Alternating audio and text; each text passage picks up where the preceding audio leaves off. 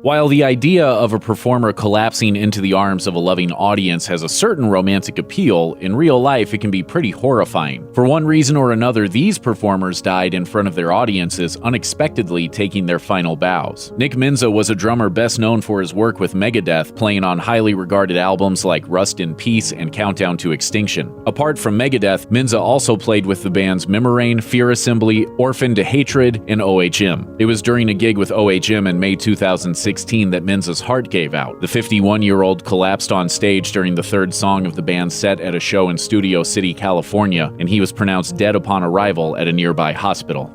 On December 8, 2004, in Columbus, Ohio, Dimebag Darrell Abbott was on stage with the rock band Damage Plan, which he'd formed with his brother Vinny after the breakup of their previous band Pantera. Just 90 seconds into their set, a 25-year-old ex-Marine named Nathan Gale made his way onto the stage with a gun, opening fire on Abbott and others. Abbott died as a result of his injuries along with 3 others. Gale, whose mother said he was discharged from the military due to mental health issues, also died that night, being shot and killed by a police officer. Though several theories about Gale's motivations have been floated, none could be conclusively proven, leaving the deaths a senseless tragedy.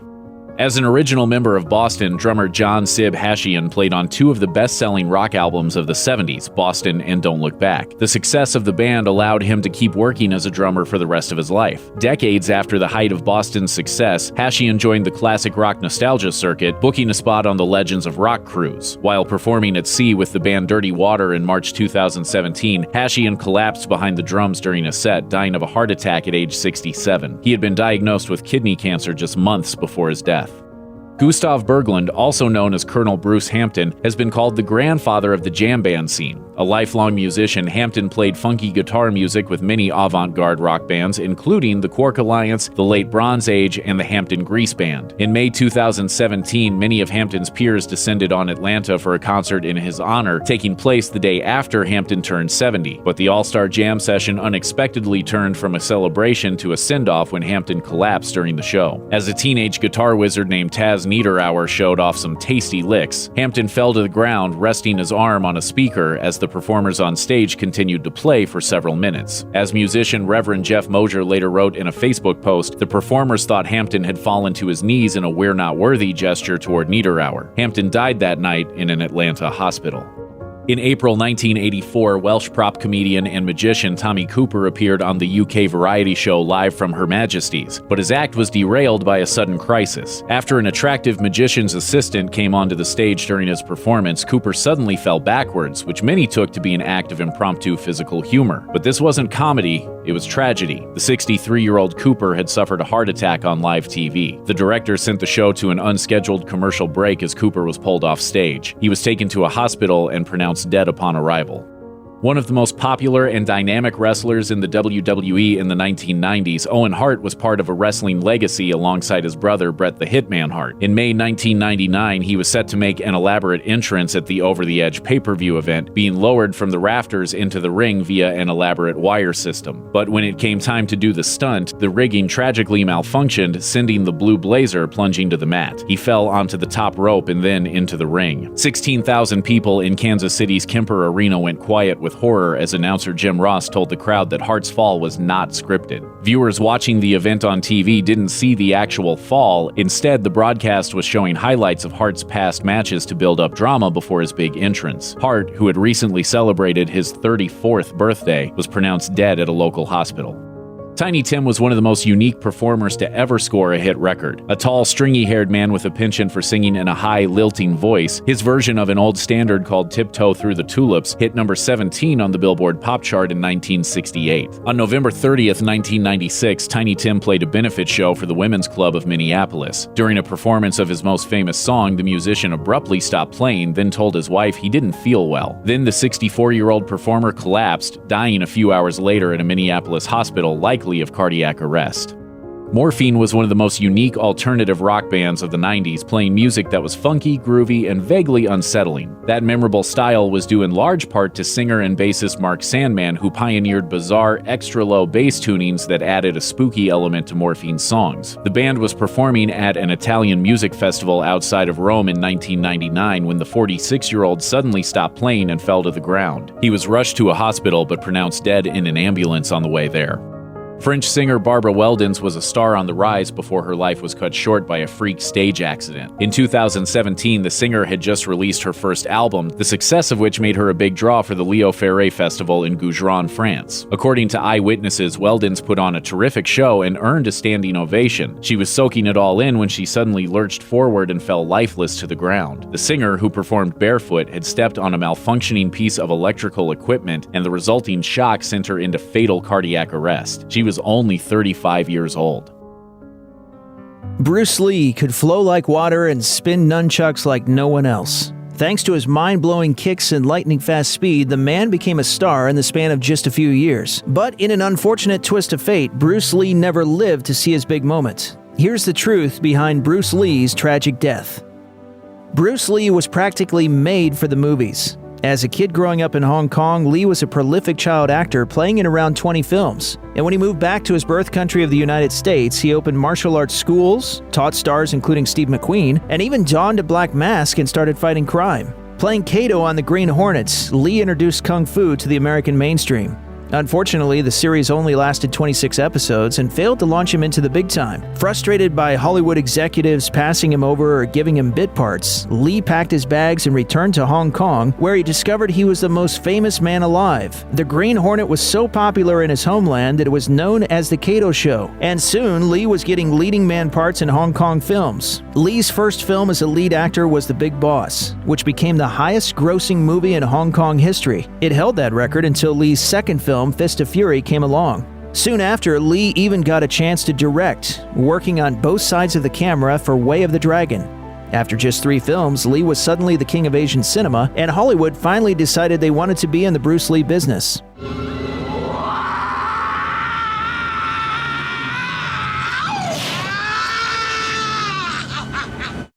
When Bruce Lee started breaking Asian box office records, Warner Brothers gave him a call. This was Lee's big Hollywood moment, and Enter the Dragon was what resulted. His first English-language movie, Enter the Dragon, was the perfect film showcase for Lee's philosophy, charisma, and fighting abilities. The plot finds Lee playing a Shaolin warrior tasked with sailing to an island fortress, joining a martial arts competition, and busting the drug lord running the show. With on-screen backup from uber-cool Jim Kelly and a groovy score from Lalo Schifrin, Lee crafted a kung fu flick that is still counted as one of the best action movies ever made. And when the film hit theaters in August 1973, it became a box office smash, nabbing $20 million and earning the top spot internationally. Bruce Lee had finally hit the big time, but by that point, he wasn't around to enjoy his newfound fame.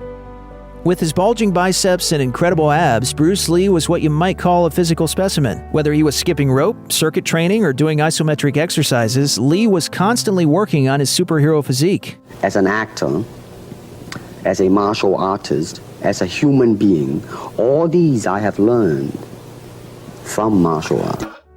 The man seemed absolutely unstoppable, but despite his amazing build and unbelievable speed, the little dragon was actually suffering from some major health issues. On May 10th, 1973, an exhausted Lee was working on the post-production of Enter the Dragon. He was doing some dubbing in a Hong Kong studio booth when he suddenly keeled over and began shaking and vomiting. Lee was rushed to the hospital, and it took him a couple of days to regain the ability to speak. After he was feeling better, Lee got an extensive checkup, but doctors weren't sure what had happened. They knew he'd suffered from a cerebral edema, which is when fluids build up around the brain, causing it to swell, but they weren't sure what had caused it. It was a shocking moment for the 32-year-old Lee, who always looked nigh on invincible on the big screen. Sadly, it was a harbinger of things to come. Bruce Lee died on July 20th, 1973 at just 32 years of age. But how did he spend his last day on Earth? Lee was busy with his upcoming film Game of Death, and he was meeting with George Lazenby, hoping to get the James Bond actor on board. After talking with Lazenby, Lee did some hash with a buddy, and then drove to his mistress Betty Ting Pei's apartment. The two spent the next couple of hours in bed and getting high, only pausing when Lee's producer, Raymond Chow, showed up at the door, and Lee began eagerly acting out scenes from Game of Death. That's when things took a tragic turn. Lee started feeling dizzy, and his head began hurting. So Ting Pei offered Lee an Aquagizic pill, a prescription drug drug that's part painkiller and part tranquilizer, and after taking it, Lee went into Ting-pei's bedroom to rest. Chow took off, leaving the two alone, and Ting-pei let her lover sleep for a few hours. Unfortunately, when she finally went to wake him up, the dragon was unresponsive. Freaked out, Ting-pei called Chow for help, but even though a doctor and paramedics rushed to the scene, they were too late. Bruce Lee, the great movie star and martial artist, had died in his sleep about a month before Enter the Dragon would hit theaters and turn him into an international star. Bruce Lee's death sent shockwaves around the world. But what exactly killed him? After an autopsy at Queen Elizabeth Hospital, doctors discovered that Lee's brain had swollen by nearly 13%. According to the official report, Lee had died of, quotes, congestion and edema of the brain, the same exact thing that had hospitalized Lee in May 1973. The edema was originally blamed on the cannabis in Lee's system. However, that theory was called into question when Donald Tier showed up. A forensic expert recommended by Scotland Yard, Tier had earlier performed the autopsy of Jimi Hendrix, so he knew a thing or two about drug overdoses. And after Tier finished his investigation, he concluded that Lee had an allergic reaction to the Aquagizic pill that Betty Ting-pei had given him to help with his headache. However, Ting-pei has said this wasn't the first time she'd given Lee an Aquagizic pill. And obviously the drug didn't kill him on those occasions. Still, Tier's version of events is widely accepted. Sadly, however, whenever any major celebrity dies under strange circumstances, some truly mad conspiracy theories are bound to show up. And there are still plenty swirling around about Bruce Lee. Raymond Chow made a big mistake after Bruce Lee's death. Hoping to protect Lee's image, Chow's production company claimed the actor died at home with his wife Linda. But once the press found out the truth, the tabloids got going. In fact, a lot of people pointed the finger at Betty Ting-pei, claiming she was responsible for Lee's death, with some suggesting she'd even poisoned him. Unfortunately, that wasn't the only rumor involving foul play. One of the most popular theories says other martial artists were angry at Lee for teaching their secrets to Westerners, so they decided to bump him off. Some imaginative folks say ninjas were responsible, and others claim Lee was killed with a dim mak, a mythical martial arts move that supposedly kills a victim in one blow. Some believe he was killed after refusing to pay protection money to the triads, while others claim the mafia did the deed because Lee wouldn't let them control his career. The more mystical conspiracy theorists even say there's a family curse that took the life of both Bruce and his son, Brandon Lee. But despite all this wild speculation, Lee wasn't killed by a mob boss or poisoned by his lover. The master of the one-inch punch was almost certainly taken out accidentally by a tiny pill. Game of Death could have been the greatest martial arts movie ever made. Starring Bruce Lee in all his jumpsuited glory, the movie would have followed the head-kicking hero as he battled his way up a pagoda, searching for a valuable treasure and fighting a new boss at every level. Each bad guy would be the master of a particular martial arts style, and Lee would have to display different tenets of his philosophy Jeet Kune Do to defeat his foes. Unfortunately, Lee only filmed 40 minutes of footage for the movie before passing away. So to complete the film, a Bruce Lee double was hired to play the main character. Worse still, during one scene in which the double looks into a mirror, the filmmakers taped a cardboard cutout of Lee's face on the mirror to serve as a reflection. And that's not even counting all the times the movie cuts to scenes from other Bruce Lee films. The plot was also completely shaken up, with the hero becoming a movie star whose girlfriend is kidnapped by the mob. Perhaps the worst moment of all, however, comes when the movie uses footage from Lee's actual funeral, even showing the actor's corpse. Adding insult to injury, the theatrical version of Game of Death only uses 11 minutes of Lee's original footage. Fortunately, the 40 minutes Lee shot are still out there, and at the very least, the film gives us the iconic image of the little dragon trading punches with NBA giant Kareem Abdul-Jabbar. Immediately after Lee's death, Hong Kong filmmakers seized the moment, birthing an entire genre called Bruceploitation. Hoping to capitalize on Lee's posthumous stardom, studios hired actors who vaguely resembled the movie star, gave them off-brand names like Bruce Lee with just one E and Dragon Lee, and tossed them into knockoff movies that weren't exactly tasteful. For example, there's Bruce Lee and I, a sleazy softcore drama about Lee's relationship with Betty Ting-pei, in which Ting-pei plays herself. One of the truly bizarre Bruceploitation flicks was The Clones of Bruce Lee, where an evil scientist forces 3 Lee clones to fight to the death. And in Exit the Dragon Enter the Tiger, we learn the so-called real Bruce Lee was a reluctant drug mule for the triads and eventually murdered. So now, a successor named Bruce Lee wants revenge against the gangsters. But without a doubt, the weirdest Bruceploitation flick was The Dragon Lives Again, where recently deceased Bruce Lee wakes up in the afterlife and fights pop culture characters like James Bond and the Man with No Name. Popeye also makes an appearance, while Dracula later shows up with a gang of mummies, obviously. Bruce Lee's son Brandon was more than a little reluctant to take up his father's mantle. Brandon was just 8 when his father died, and for a while he refused to have anything to do with martial arts. Evidently, Brandon found himself dealing with a lot of anger, and he was kicked out of 2 high schools before dropping out of a 3rd. I remember when I was a little kid, a lot of my friends didn't want to come over to the house because there were always these men out in the backyard screaming and breaking things, you know? Brandon admits he felt a lot of pressure to live up to his dad, and at the time, he had no intention of following in his father's footsteps. As he put it, I was like, hey, wait a minute, where was my vote in this? So I blew it off. His mother, Linda Lee, acknowledged being Bruce Lee's son wasn't easy. She told the New York Times it was a blessing because Bruce was a wonderful father. But for Brandon, it was also a burden to live up to what other people expect of you because of who your father is. However, Brandon was eventually bitten by the acting bug, and thanks partly to his martial arts training from his dad and partly to the Lee family name, he nabbed his first role in the TV movie Kung Fu the Movie. His first feature film was the 1986 Hong Kong flick Legacy of Rage, and in 1991, he teamed up with Dolph Lundgren for his first American movie, Showdown in Little Tokyo. Obviously, the movie that made him big was The Crow, but tragically, Brandon died on set before the film was completed due to a mishap with a prop gun. Brandon Lee died on March 31st, 1993 at the age of 28, passing away right before he was about to become famous, just like his father. In sports, determined athletes train and pain their bodies, forsaking the comforts of life for athletic prowess. They strive for goals that many people couldn't dream of. Sadly, calamity strikes the hardest in triumphant moments. These athletes died while playing the sports they loved. Dale Earnhardt Sr. was on the final lap of the Daytona 500 when he fatally crashed in 2001. Over the course of his career, the 49-year-old husband and father of 4 had won 76 races, 7 Winston Cup championships, and widespread adoration. Dale Earnhardt was a man of extremes, friend, foe, everyman, Superman. And he was a hero lost too soon. In his final race, Earnhardt helped his son Dale Jr. finish in 2nd place. He blocked an advancing vehicle to ensure that Jr. and his other teammate Michael Waltrip clinched the top 2 spots. But the blocked car made contact, causing Earnhardt's vehicle to veer into a wall. Then another out-of-control car careened into Earnhardt's. Dale Jr. witnessed his father's fatal accident in his rearview mirror mere moments before he crossed the finish line.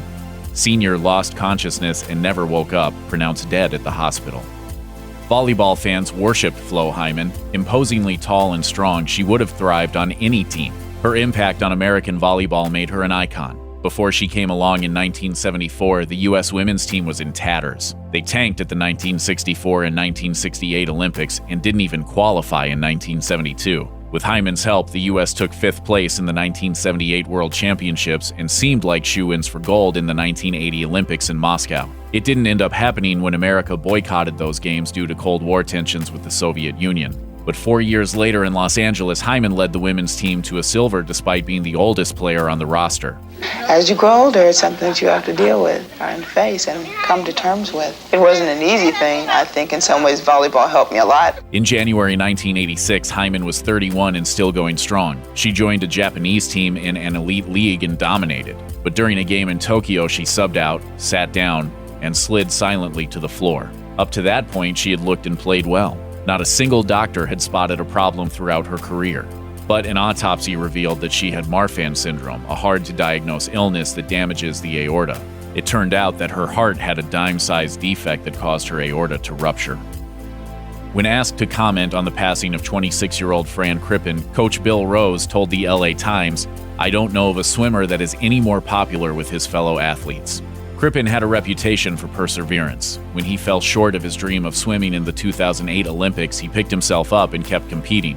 His persistence paid off countless times in his life. He was an 11-time All-American and 2-time ACC Swimmer of the Year for the University of Virginia. But in October 2010, his never-quit attitude may have killed him. At the FINA Open Water 10-kilometer World Cup in Dubai, he raced in nearly 90-degree water on a 100-degree day. Multiple swimmers suffered heat exhaustion and had to be hospitalized. Toward the final stretch of the event, Crippen informed his coach he wasn't feeling well, but he pushed himself to continue. He never reached the end, drowning probably due to heat exhaustion. When Jose Flores took up horse racing, he was following in his father's footsteps. The son of a Peruvian jockey, Flores watched races as a boy and resolved to win them as a man. After settling in Pennsylvania, he started a stellar run, winning his first title in 1992. Over the course of his 30-plus-year career, he became one of the winningest jockeys in the state's history, with 4,650 victories and over $64 million in earnings. In March 2018, the 56-year-old Flores was closing in on win number 4,651 when something went horribly awry. He and his horse were leading when the steed suddenly fell. Flores slammed headfirst against the ground. He left behind a wife, their 7-year-old son, and 2 older sons from an earlier relationship. During the early 1980s, Soviet fencer Vladimir Smirnov was arguably the best in the world. In 1980, he earned gold at the Moscow Olympics by breaking a 3-way tie in the men's individual foil. He also earned silver and bronze medals in team competition. The following year, he pulled off an impressive comeback win at the World Fencing Championships after seeing his teammates eliminated in the preliminaries. In 1982, he sought to extend his dominance at the Rome World Championships. Instead, his reign reached a gruesome end. Smirnov squared off with German Matthias Baer. During their fateful match, Baer's blade broke against Smirnov's chest. The blade pierced Smirnov's mask, went into his head, and punctured his brain. Though placed on life support, doctors said he had no brain reflexes. Smirnov was 29. The horrifying incident ushered in a new era of safety precautions for fencers. The phrase "live fast, die young, and leave a good-looking corpse" became reality for many rock stars. From overdoses to suicide to horrible accidents, the following rock stars died tragic deaths. On the morning of February 3, 1959, early rock and roll icons Buddy Holly, Ritchie Valens, and J.P. Richardson, known as the Big Bopper, died in a plane crash while touring together through the Midwest. The event became known as the Day the Music Died and saw the first premature deaths of young and popular musicians in the early history of the genre. The crash also had a large impact on one of their contemporaries, according to Magic. Eddie Cochran was a part of the first wave of rock and roll stars, along with the 3 musicians who passed. His songs, Summertime Blues and 20 Flight Rock, became early classics in the genre and very popular among his teenage fan base. His appearance in films such as The Girl Can't Help It and Go Johnny Go helped his popularity grow. But according to John Collis's biography, Gene Vincent and Eddie Cochran, after the deaths of Holly, Valens, and Richardson, Cochran became obsessed with his own death, believing it was around the corner. While touring in the United Kingdom in 1960 with fellow musician Gene Vincent, Cochran's premonition came true. Following a performance on Saturday, April 16th, Vincent, Cochran, and others were involved in a single-car accident. Cochran died the next day, Easter Sunday, at the age of 21. He was the only one killed in the crash. Third time's the charm, they say. Released in 1971, the Allman Brothers Band's third album, At Fillmore East, launched them to superstardom after their first 2 albums failed commercially. The live album is hailed as a masterpiece today. Rolling Stone ranked it number 49 on their 500 greatest albums of all time. The band's strength and leader was their guitarist, Duane Allman. Allman had spent the mid to late 1960s as a must-have studio guitarist, working with artists such as Aretha Franklin, Wilson Pickett, and fellow guitar god Eric Clapton. Billy Gibbons of ZZ Top said this of Allman's guitar playing to Rolling Stone: "Duane began doing things no one had ever done before. He was just a stunning and singular musician who was gone way too soon." On October 29, 1971, Allman was driving his motorcycle through Macon, Georgia, when he hit a stopped truck. His bike jumped in the air and landed on him, causing internal injuries. Though still conscious when he was taken to the hospital, the guitarist died hours later. The band continued without their leader, but tragedy struck again just a year later. On November 11, 1972, bassist Barry Oakley hit a bus while driving his own motorcycle and died from cerebral swelling. The accident took place a few blocks from Allman's fatal crash. Both men were 24 and are buried next to each other at Rose Hill Cemetery in Macon, WGXA reports. Mama Cass Elliott's weight has followed her throughout her life and death. As a part of the folk pop group The Mamas and the Papas, Elliott became a household name. However, John Phillips initially didn't want to put her in the band because of her weight, a fact that came to light in Elliott's biography, Dream a Little Dream of Me.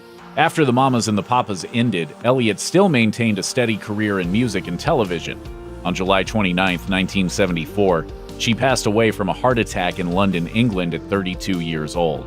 Even in death, Elliot's weight was still the story. A vicious, completely fabricated rumor spread that she died choking on a ham sandwich. Many publications, such as Time, ran with the now debunked ham sandwich story. According to The Guardian, Elliot's daughter, Owen, who was 7 at the time of her mother's death, angrily called the rumor, quote, "one last slap at the fat lady." At the time of her death, Cass was staying in a flat owned by singer Harry Nilsson that he loaned to her for her shows in England. The flat would become infamous for another death 4 years later. No rock musician lived life to the fullest more so than Keith Moon. His chaotic drumming made him a legend, placing him second on Rolling Stone's list of the 100 greatest drummers, and was the driving force behind one of the greatest bands of the era, The Who. Bandmate Roger Daltrey told GQ that Moon, quote, lived his entire life as a fantasy. Moon helped create many of the stereotypes that still exist today in rock and roll, like smashing hotel rooms and his own instrument, outrageous spending, and frequent alcohol and drug use that usually landed him in trouble. So when people say, Keith, have you ever smashed up a hotel room? I said, yes, well, 3 in one fell swoop. On January 4th, 1970, Moon and his entourage left a pub mobbed with skinheads that were harassing him. While trying to escape, Moon took the wheel of the car and accidentally ran over his friend, killing him. The judge cleared Moon of the 3 charges he pled guilty to: drunk driving, driving without a license, and driving without insurance, because of the circumstances at the pub. However, his friend Larry Smith recounted to VH1's Behind the Music that the moment had an effect on the drummer that he never fully recovered from. Smith said that Moon was shell-shocked. Moon's demise came 8 years later on September 7, 1978. He was pronounced dead at the age of 32 from an overdose of Hymenevrin. He died at the same age and in the same room where Mama Cass died 4 years prior. It is understandable to forget about a band's frontman when the lineup also features the likes of Eric Clapton, Jeff Beck, and Jimmy Page. That's what has happened to Keith Relf of the Yardbirds. When American blues music hit England in the late 1950s and early 1960s, bands like the Rolling Stones, who were named after a popular Muddy Waters song according to biography, and the Yardbirds formed with the desire to put their own touch on the music they loved. For Rolling Stone magazine's list of the 100 greatest artists, frontman Steven Tyler of Aerosmith described the difference between Relf and the more popular frontman for the Stones, Mick Jagger. He was a white boy who pushed it to the max, and he was a great harmonica player. You never heard Jagger hanging out on a single note the way Keith Relf could. After the Yardbirds fell apart in 1968, Relf continued his music career with various bands while his more well-known bandmates achieved greater commercial and critical success throughout the 1970s. According to Ultimate Classic Rock, on May 14, 1976, while playing an electric guitar in his basement, Relf accidentally electrocuted himself, ending his life. He was 33 years old. When Paul Butterfield was only a teenager, he was already being tutored and performing with blues legend Muddy Waters in Chicago. The Paul Butterfield Blues Band helped popularize blues music, a predominantly African-American genre, to a white audience. Living in Chicago, Butterfield was at the epicenter for the blues, as artists such as Waters, Willie Dixon, and Little Walter lived and performed on Chicago's South Side. The rhythm section for his band, Sam Lay and Jerome Arnold, were hired from blues legend Howlin' Wolf. Butterfield's aggressive blues harmonica playing led his bandmate and friend Michael Bloomfield to call him, quote, the finest blues harmonica player in the world at the Newport Folk Festival. If he was green, it wouldn't make any difference. If he was a planaria, a tuna fish sandwich, Butterfield would be into the blues. Amid the backdrop of the early and mid-1960s, Butterfield would defend his racially integrated band and often get into confrontations with racist concertgoers, according to guitarist Paul Fiden in the Horn from the Heart documentary. Butterfield was a living legend during his time. Author and journalist Grail Marcus said that during Woodstock, he saw other musicians from the band and Blood, Sweat, and Tears act, quote, deferential toward Butterfield. By the mid-1980s, Butterfield had reportedly developed a heroin addiction which had put a financial strain on him, and he'd been hurt by the recent loss of many of his close friends like Bloomfield, Waters, and his manager Albert Grossman. On May 4, 1987, Butterfield died of a drug overdose at the age of 44. From Oasis's Liam and Noel Gallagher, to the Kinks' Ray and Dave Davies, to the Jackson 5's Michael and Jermaine Jackson, sibling rivalries are not uncommon in music. Yes, there's always rivalry, tension between people who are related, but that sometimes helps music. However, few were as tumultuous and tragic as Creedence Clearwater Revival's feud between their two guitarists, John and Tom Fogerty. Despite being the younger sibling, John became the band's driving force, taking over all the singing and songwriting duties previously held by his brother. Tom did not enjoy losing control of his band to John, but John's control of the band drove it to superstardom in the late 1960s.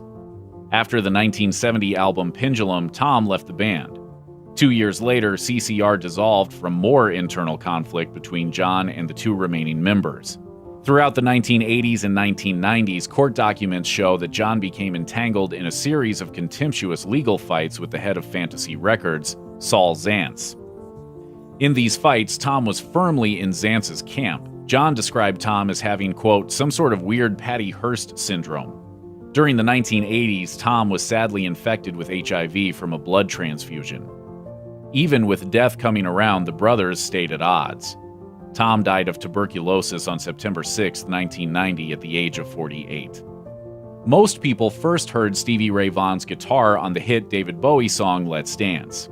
Bowie described his reaction to first hearing Vaughan in an interview with MTV in 1983. This little kid from Austin, Texas, came out and just played some of the most devastating city rhythm and blues I've heard in years. B.B. King described Vaughan's guitar playing to the Media America radio network as fluent and said, he could get something going and it would go on and ideas continuously flowed. Vaughan was a music legend to other legends.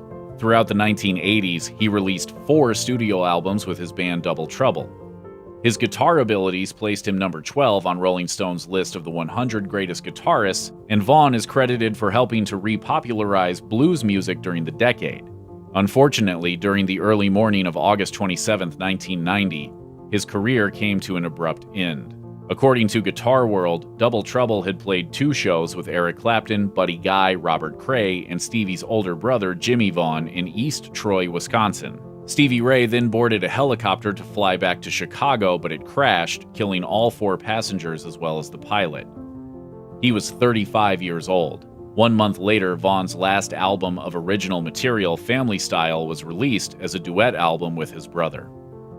Though mostly known in the United States for a single song, Kirsty MacColl was regarded as one of the finest artists of her generation in the United Kingdom. The BBC reported that U2 frontman Bono called MacColl, quote, the Noel Coward of her generation. Johnny Marr of The Smiths said she had, quote, the wit of Ray Davies and the harmonic invention of the Beach Boys. Her duet with The Pogues, Fairy Tale of New York, has become a modern-day holiday season classic. Jim Feiner, songwriter and banjoist of The Pogues, told The Guardian that he questioned whether MacColl could handle her side of the duet, but lead singer Shane MacGowan had been a fan of her music and said she could make a song her own, and she made Fairy Tale her own. On December 18, 2000, the 41-year-old singer and her 2 sons were swimming in Cozumel, Mexico, when a speedboat illegally entered the area they were in. She moved one of her sons out of the way of the boat, but was struck and killed instantly. Kirsty's mother, Jean MacColl, launched a one-woman crusade for justice, believing that the Mexican government hadn't been forthcoming throughout the investigation. The boat was owned by businessman Carlos Gonzalez Nova, who was on the boat. Deckhand Jose Sin Yam was found guilty of culpable homicide, although according to Kirsty's biography, written by her mother, Yam's wife and father-in-law both said he was not actually the driver. December 8th is a somber day in music history. The night of December 8th, 1980, former Beatles guitarist and songwriter John Lennon was shot in the back by a crazed former fan, Mark David Chapman, while walking into his New York City apartment building. 24 years later, another legendary guitar player would be murdered on the same day. While performing with his new band, Damage Plan, Darrell Abbott, known as Dimebag Darrell, was shot during his band's set. He was 38. In 1981, Darrell helped form the heavy metal band Pantera, and his guitar riffs helped drive the band to success until they split in 2003.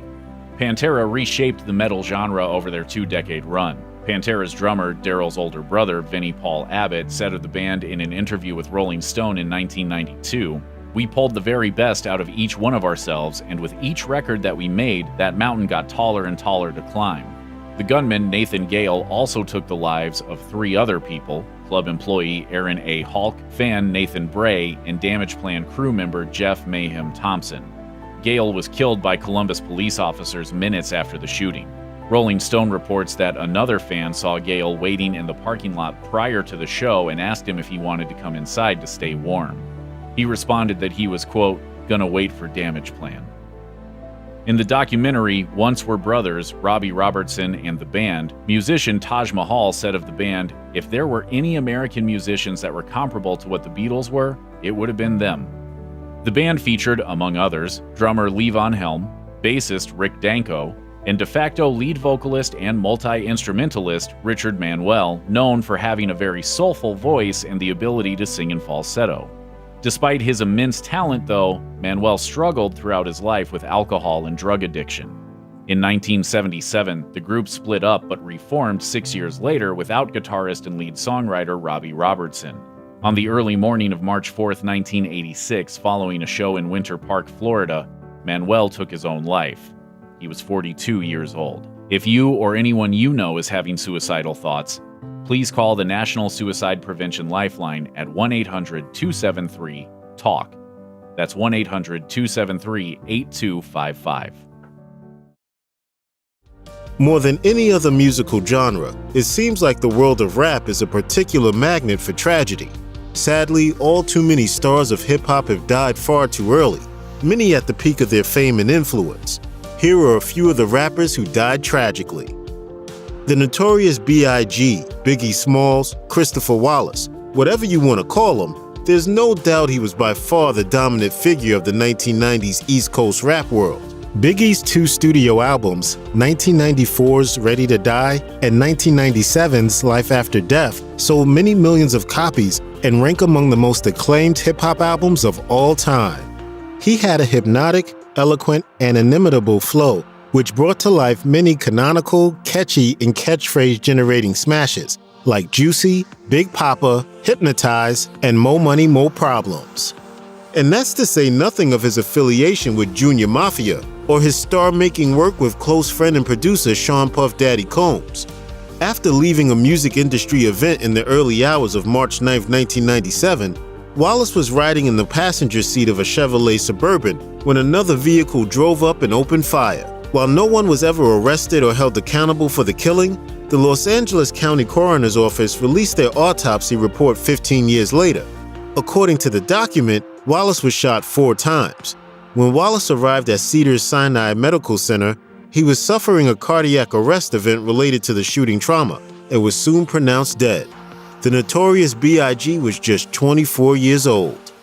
We look at death from the selfish side, like, that guy died. Oh, it's so sad. Why is it sad? He's away from all of this bad stuff that's here on Earth. In the 90s, the East Coast had Biggie Smalls, and the West Coast had Tupac Shakur. After cutting his teeth with Digital Underground, Tupac went solo, releasing 4 classic albums during his lifetime that showcased not only his guttural voice and his hard-as-nails views on the world, but also his versatility. Shakur released tons of music, but expressed himself with acting too, appearing in movies such as Juice, Above the Rim, and Poetic Justice. On September 7, 1996, Shakur went to Las Vegas to see boxer Mike Tyson fight Bruce Seldon at the MGM Grand.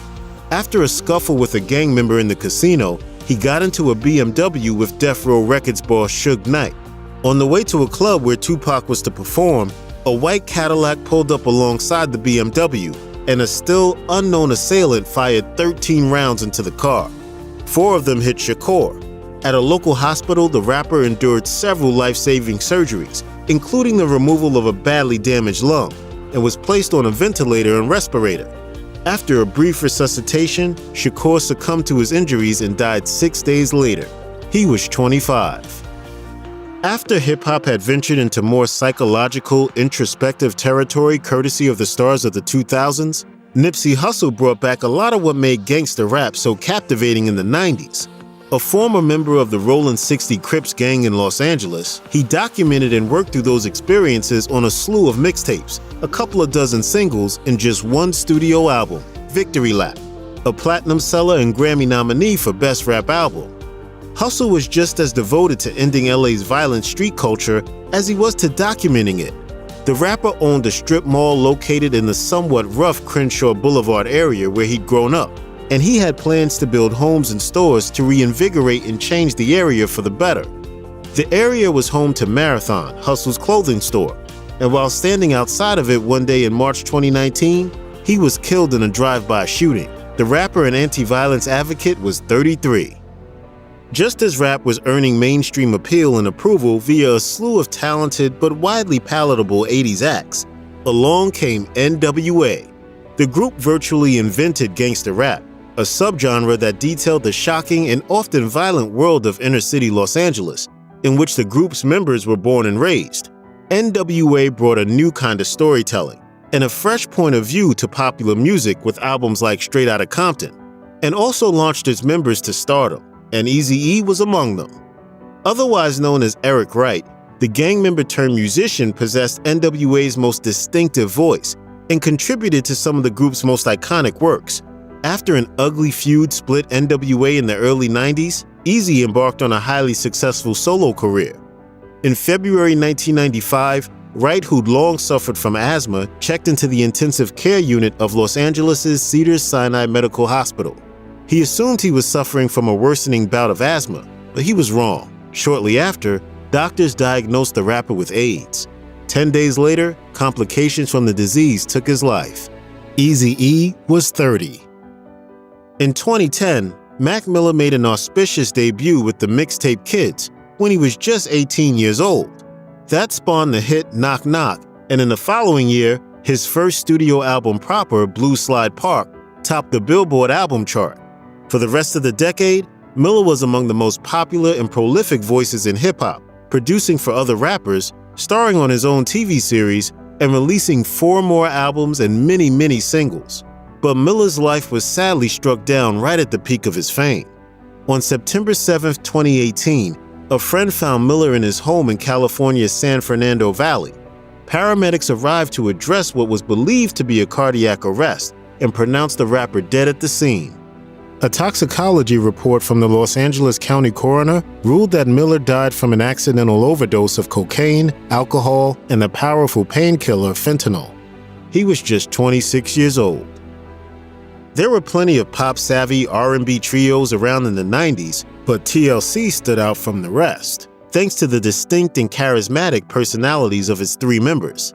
The L in TLC was Lisa Left Eye Lopez, the rapping complement to her singing cohorts T-Boz and Chili.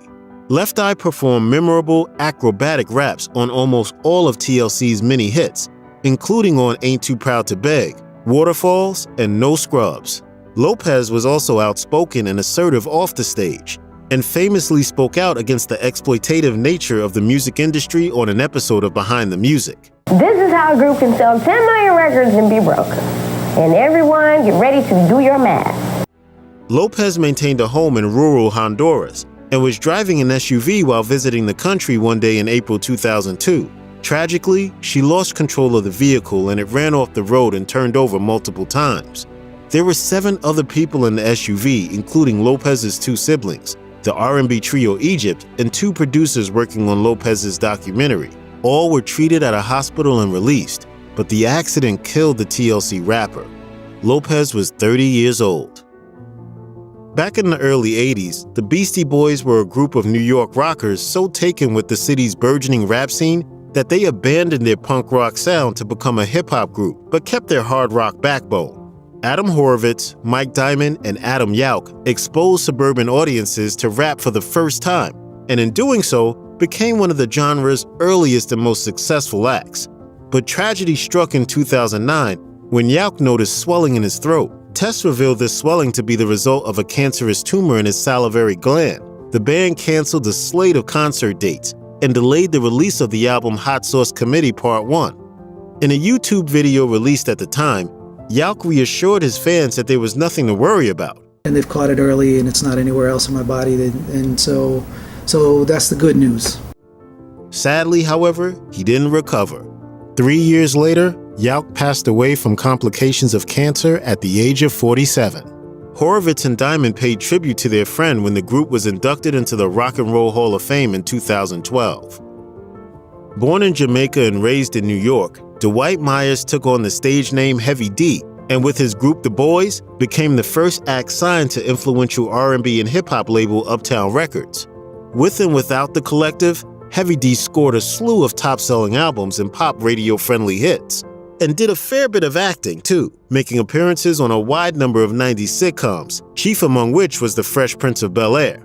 He also scored a recurring role as the operator of a restaurant frequented by the main characters in Bones.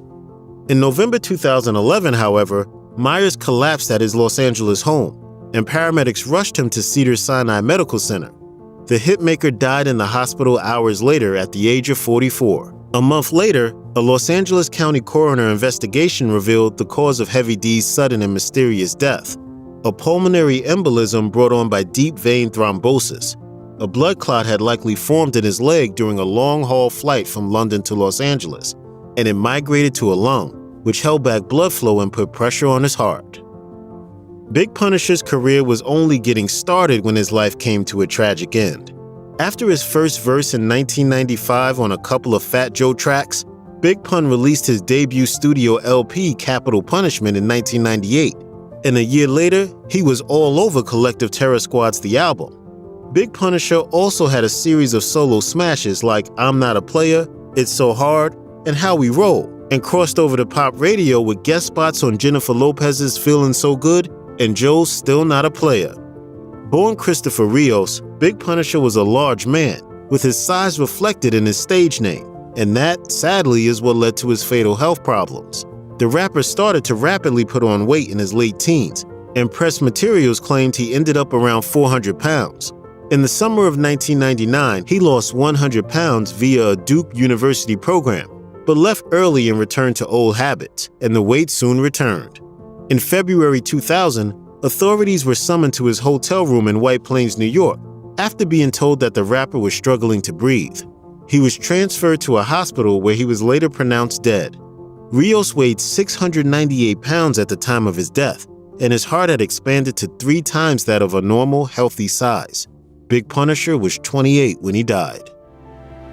Staten Island's own Wu-Tang Clan is arguably the greatest collective in rap history, boasting 9 full-fledged members who each brought their own unique contributions to the enterprise. They're also responsible for all-time classics like Enter the Wu-Tang 36 Chambers and Wu-Tang Forever. Russell Jones, otherwise known as Old Dirty Bastard, is likely the most famous Wu-Tang rapper, what with his distinctive vocal range, wild style, and flair for both the dramatic and comical. Also known by the stage names Dirt McGirt, Osiris, and Big Baby Jesus, ODB shined on Wu-Tang standards like Protect Your Neck, along with his solo singles such as Got Your Money. In 2004, however, ODB was at a New York recording studio working on his 4th solo album, Osiris, when he suddenly collapsed without warning. By the time medical authorities arrived, the rapper was already dead.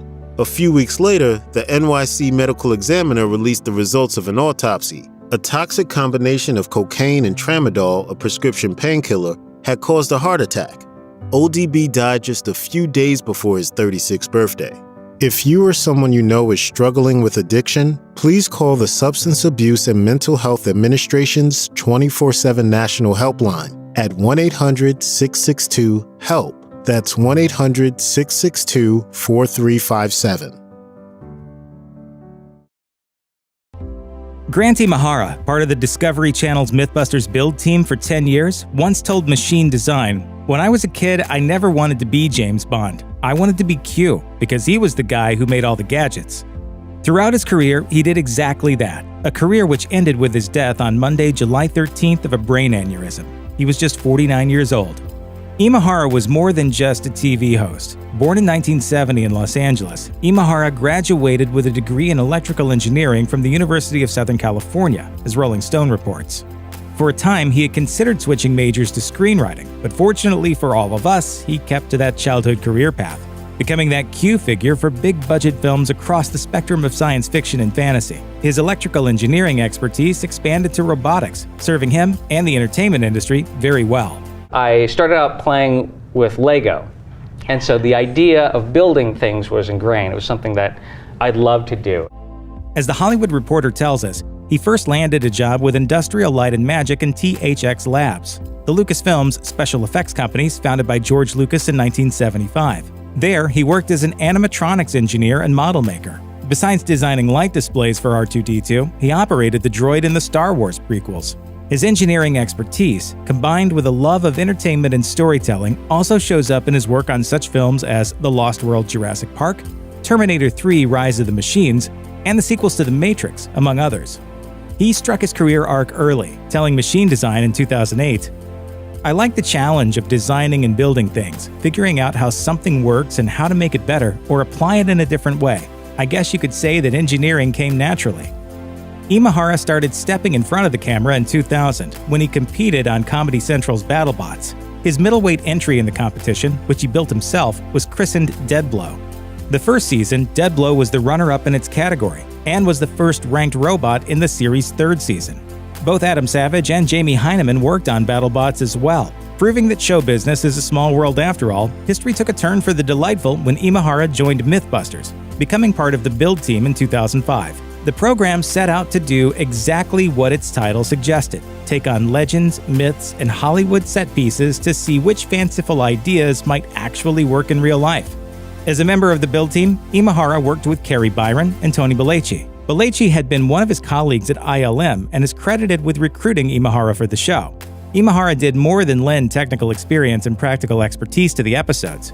Imahara brought with him a remarkable fearlessness as well, participating in some of the experiments. If a myth test was judged too dangerous for actual humans, Imahara's team designed machines that would take the place of a person. Besides his Mythbusters work, Imahara worked behind the scenes to create a skeleton robot sidekick for Craig Ferguson's late-night talk show, a creature dubbed Jeff Peterson. In front of the cameras, he portrayed Hikaru Sulu in the fan-made web series Star Trek Continues. In 2014, the build team was removed from the Mythbusters equation, but 2 years later, the three experts reunited for a Netflix series, The White Rabbit Project.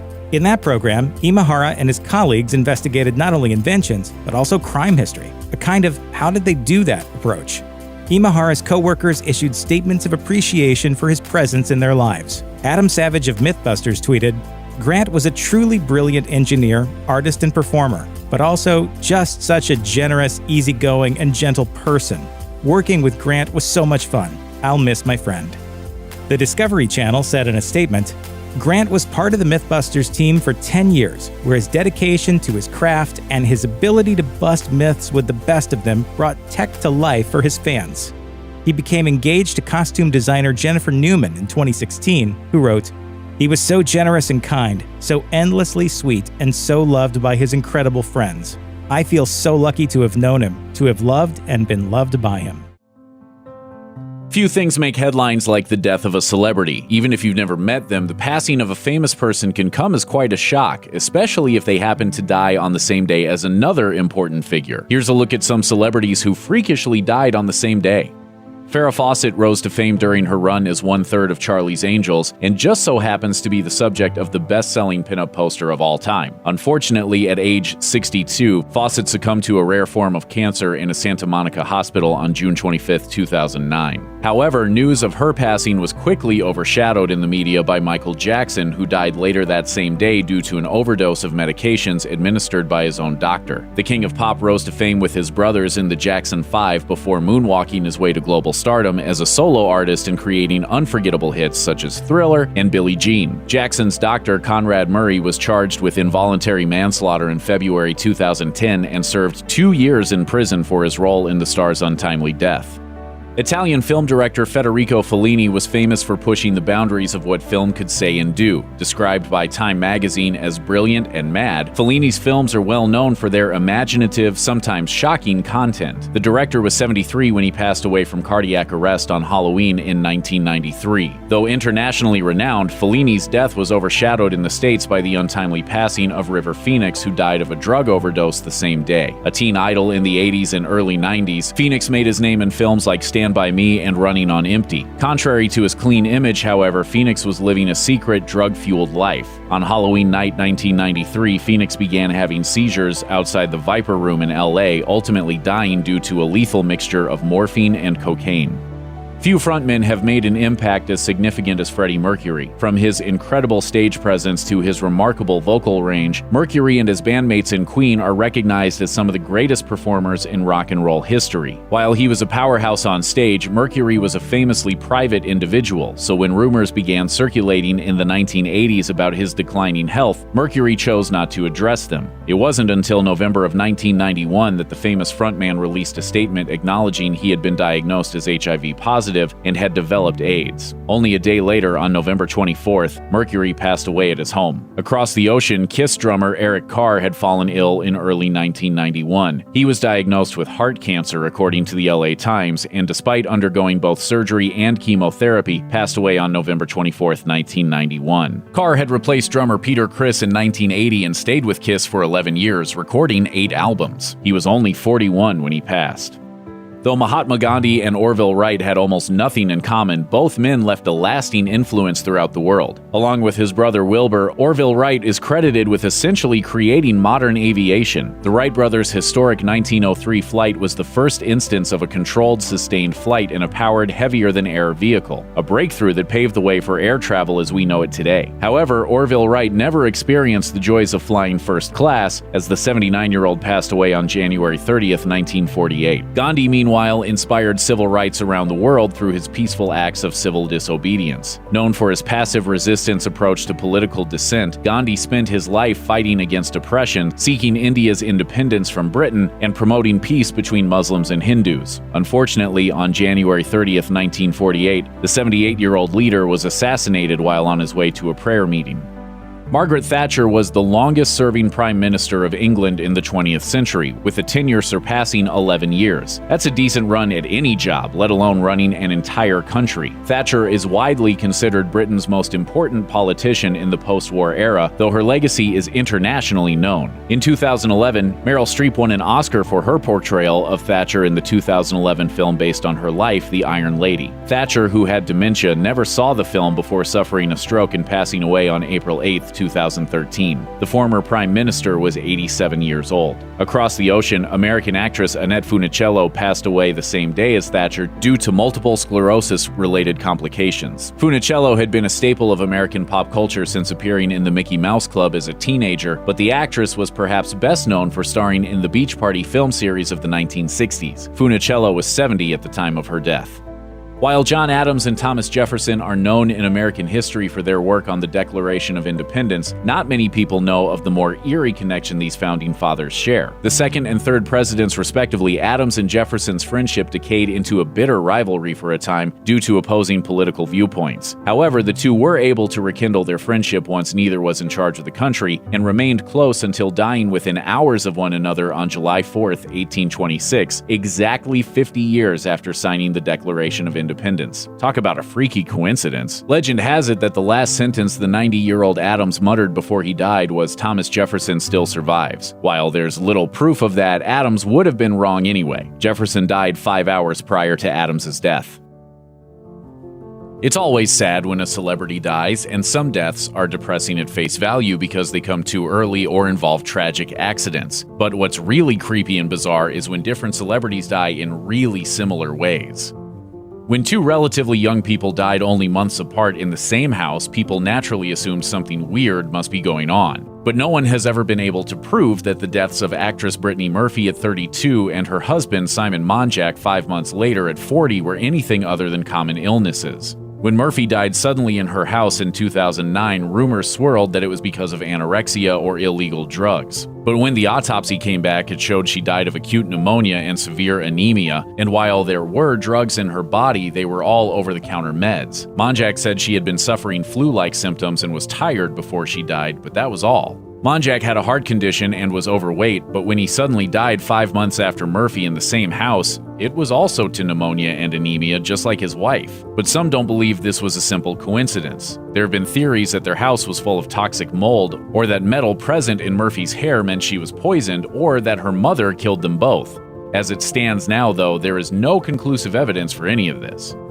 The similarities between the deaths of Edward Kennedy and John McCain, two political heavyweights, were impossible to ignore. When McCain announced he was ill, the New York Times even ran an article titled "Eerie Parallels Between John McCain and Edward Kennedy." Both were diagnosed with the same relatively rare and aggressive form of brain cancer while in the middle of major healthcare debates in the Senate. Both lived just over a year after being diagnosed, and both died on the same day, August 25th, 9 years apart. Kennedy announced he had glioblastoma in 2008. He disappeared from the Senate while he had treatment but returned for a key Medicare vote. When he died 15 months later at age 77, McCain gave a eulogy at his memorial service. Even though they sat on different sides of the aisle in Congress, they were good friends. McCain received his own diagnosis of glioblastoma in 2017. He voted against repealing Obamacare days after he announced his diagnosis. He also left the Senate for a while to receive treatment, but he still died 13 months after being diagnosed in 2018 at age 81. But Ted and I shared the sentiment that a fight not joined was a fight not enjoyed. Natalie Wood's passing is one of the most infamous unexplained deaths in Hollywood history. That's why it's absolutely bizarre that just over 4 years later, another beautiful actress met an eerily similar fate. Both Wood and Carol Wayne, famous for appearing in sketches on The Tonight Show with Johnny Carson, mysteriously drowned in the Pacific Ocean after arguments with their significant others. Over Thanksgiving weekend in 1981, Wood was on a yacht off the coast of California with her husband, Robert Wagner, as well as Christopher Walken and the boat's captain. She was found dead at age 43 in the water on November 29th, which was odd since she was famously afraid of the ocean. The captain swore he saw a fight between Wood and Wagner the night before she was found. Despite this, and the bruises on Wood's body, her death was ruled accidental. In January 1985, Carol Wayne was vacationing with friends and her boyfriend Edward Durston on the Pacific coast of Mexico. She was later found floating dead in the ocean. Like Wood, she was afraid of water and couldn't swim. It was reported that the last time Wayne was seen alive, she and Durston were having a massive argument. Suspicions were raised, but her death was also ruled accidental. She was just 42. Comedians metaphorically die on stage all the time, but it's rare that their lives literally end there, which makes the deaths of Tommy Cooper and Ian Cognito all the weirder. Both British funny men suffered heart attacks in front of live audiences, almost 35 years to the day apart. And since comedians often do strange things in their acts, neither audience thought anything was wrong at the time. Cooper was performing on the hit TV program Live from Her Majesty's on April 15, 1984. Millions tuned in to watch. Cooper was in the middle of his routine when he suddenly dropped to his knees. Since he was known for slapstick and improv, no one, not even the people backstage, thought anything bad had happened. The audience kept laughing. Eventually, the presenter figured out it wasn't a joke and called for a commercial break. Cooper was taken to the hospital where he was declared dead. On April 11, 2019, Ian Cognito was performing a stand-up set in England. He was also known for his flamboyant performances, and he had made a joke about having a heart attack or stroke only minutes earlier. When he sat down, put his head back, and started twitching, it seemed like just a funny callback. Once again, the audience laughed as the comedian died of a heart attack. After a few minutes, someone finally called an ambulance, but Cognito was gone. On December 31, 1997, Michael L. Kennedy, the son of political giant Robert F. Kennedy, died after colliding with a tree while skiing with his family. Less than a week later, almost the exact same thing happened to politician and musician Sonny Bono. Both men had crazy youths of excess and fame, and both became more serious once they got older, and then they both met their end the same way. Kennedy was in Aspen, Colorado with his extended family when the tragedy happened. In hindsight, it seems obvious someone was going to get hurt. The Kennedy family had apparently been playing football on skis for generations. While Michael was an extremely talented skier, that afternoon he lost control and crashed into a tree, resulting in major head injuries. Attempts to stabilize him failed, and he was pronounced dead at a hospital about 90 minutes later. 6 days later, Congressman Bono was skiing with his own family in California. He left in the afternoon to go ski alone, and when he didn't come back that evening, his family reported him missing. The ski patrol found Bono in a wooded area. He, too, had collided into a tree sometime in the afternoon, resulting in massive head injuries that killed him.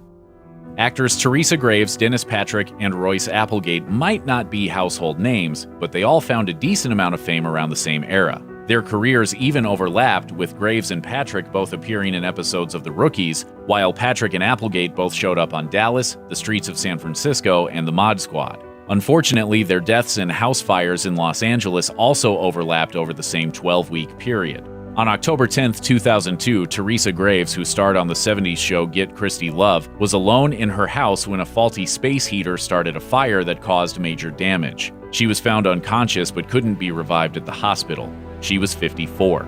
Just 3 days later, 84-year-old Dennis Patrick was home with his dog when a fire started. Sadly, both he and the dog died and were found next to each other after firefighters doused the flames. Royce Applegate appeared in dozens of TV shows and films over his career, but on January 1, 2003, less than 3 months after Graves and Patrick passed, his LA home caught fire. He was found dead at the age of 63. While heroin overdoses are not unheard of in celebrity circles, the similarities in the deaths of comedian Lenny Bruce and actors Robert Pastorelli and Philip Seymour Hoffman make them even more depressing. All 3 men died in their 40s, but Bruce was the youngest. The counterculture comedian was arrested numerous times, including for drug possession. In 1966, he was found dead on his bathroom floor of a heroin overdose, the needle still sticking out of his arm. He was just 40. Pastorelli was most famous for starring on the CBS sitcom Murphy Brown. He battled a heroin addiction and was being investigated for his girlfriend's death when he died. But his death was ruled accidental when he overdosed in 2004. He was found dead on the floor of his bathroom with a needle in his arm at the age of 49. Hoffman was one of the greatest actors of his generation, and while he had battled drug addiction in his youth, he'd been sober 23 years by 2012. But that year, he fell off the wagon. The following year, he went into rehab. Sadly, it wasn't enough. In 2014, he too was found dead on his bathroom floor of an overdose with a needle still in his arm. He was 46. There's things I want to do. There's things I want to do, and I'm not going to do them if I keep doing this. John Gregory Dunn was a journalist, screenwriter, and novelist happily married to the author Joan Didion, with whom he had 1 daughter. Michael Whitney was an actor unhappily married to the much more famous model Twiggy, with whom he too had 1 daughter. And while their deaths happened almost exactly 20 years apart, they had some odd similarities. Whitney was already estranged from his wife of 6 years when he sat down to dinner with his young daughter at a restaurant in New York City on November 30th, 1983. But he didn't get to enjoy the meal as he suffered a massive heart attack. He was rushed to a hospital, but doctors failed to revive him. Twiggy was on stage in a play at the time and wasn't told of her husband's passing until the show ended. Dunn was also sitting down to dinner with family in New York City, this time with his wife at their home when he died on December 30th, 2003. He also died of a massive heart attack before he could enjoy his last meal with his loved ones. Parallels in natural deaths are one thing, but similarities in murder are even more disturbing. Actor Phil Hartman and NFL star Steve McNair were both shot in their sleep by women with substance abuse issues with whom they had deteriorating romantic relationships, and both women then killed themselves. Hartman found fame on Saturday Night Live and then branched out successfully into other TV shows and movies. But his marriage was tumultuous, and his wife Bryn had issues with cocaine and alcohol. On the night that he died, he and Bryn had an argument over her drug use. Then Hartman went to bed. At some point, Bryn got out one of their guns and shot her sleeping husband 3 times in the head and chest. She got drunk, made some phone calls, drove to a friend's house, and then went back home to see what she'd done. The police showed up. Eventually, Bryn locked herself in the bathroom and took her own life. McNair was married but had a girlfriend on the side. His lover, Sahel Kazemi, knew he was cheating on her with even more women, so she cheated on him back. 2 days before she killed him, she got a DUI. Knowing their relationship was unraveling, she bought a gun, and as he slept on his couch in 2009, she shot him 4 times in the head and chest. She then turned the gun on herself. If you or anyone you know is having suicidal thoughts, please call the National Suicide Prevention Lifeline at 1-800-273-TALK. Pro wrestlers put their bodies through hell for your entertainment, and some die young in the process. And while many die by accident, more than one was murdered. So who did it? Keep watching to find out. Macho Man Randy Savage was known for his verbal intensity, colorful and fringy rock star costumes with cowboy hats to match, and sunglasses. Want to light up your life? Yeah! Never those Slim Jim!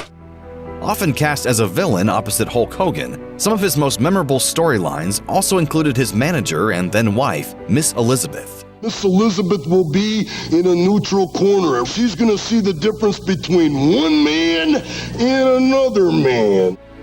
While Savage and Miss Elizabeth were married before they began working for the WWF in 1985, their characters did not marry until 1991. A year later, they divorced. Tragically, Miss Elizabeth died of an overdose in 2003.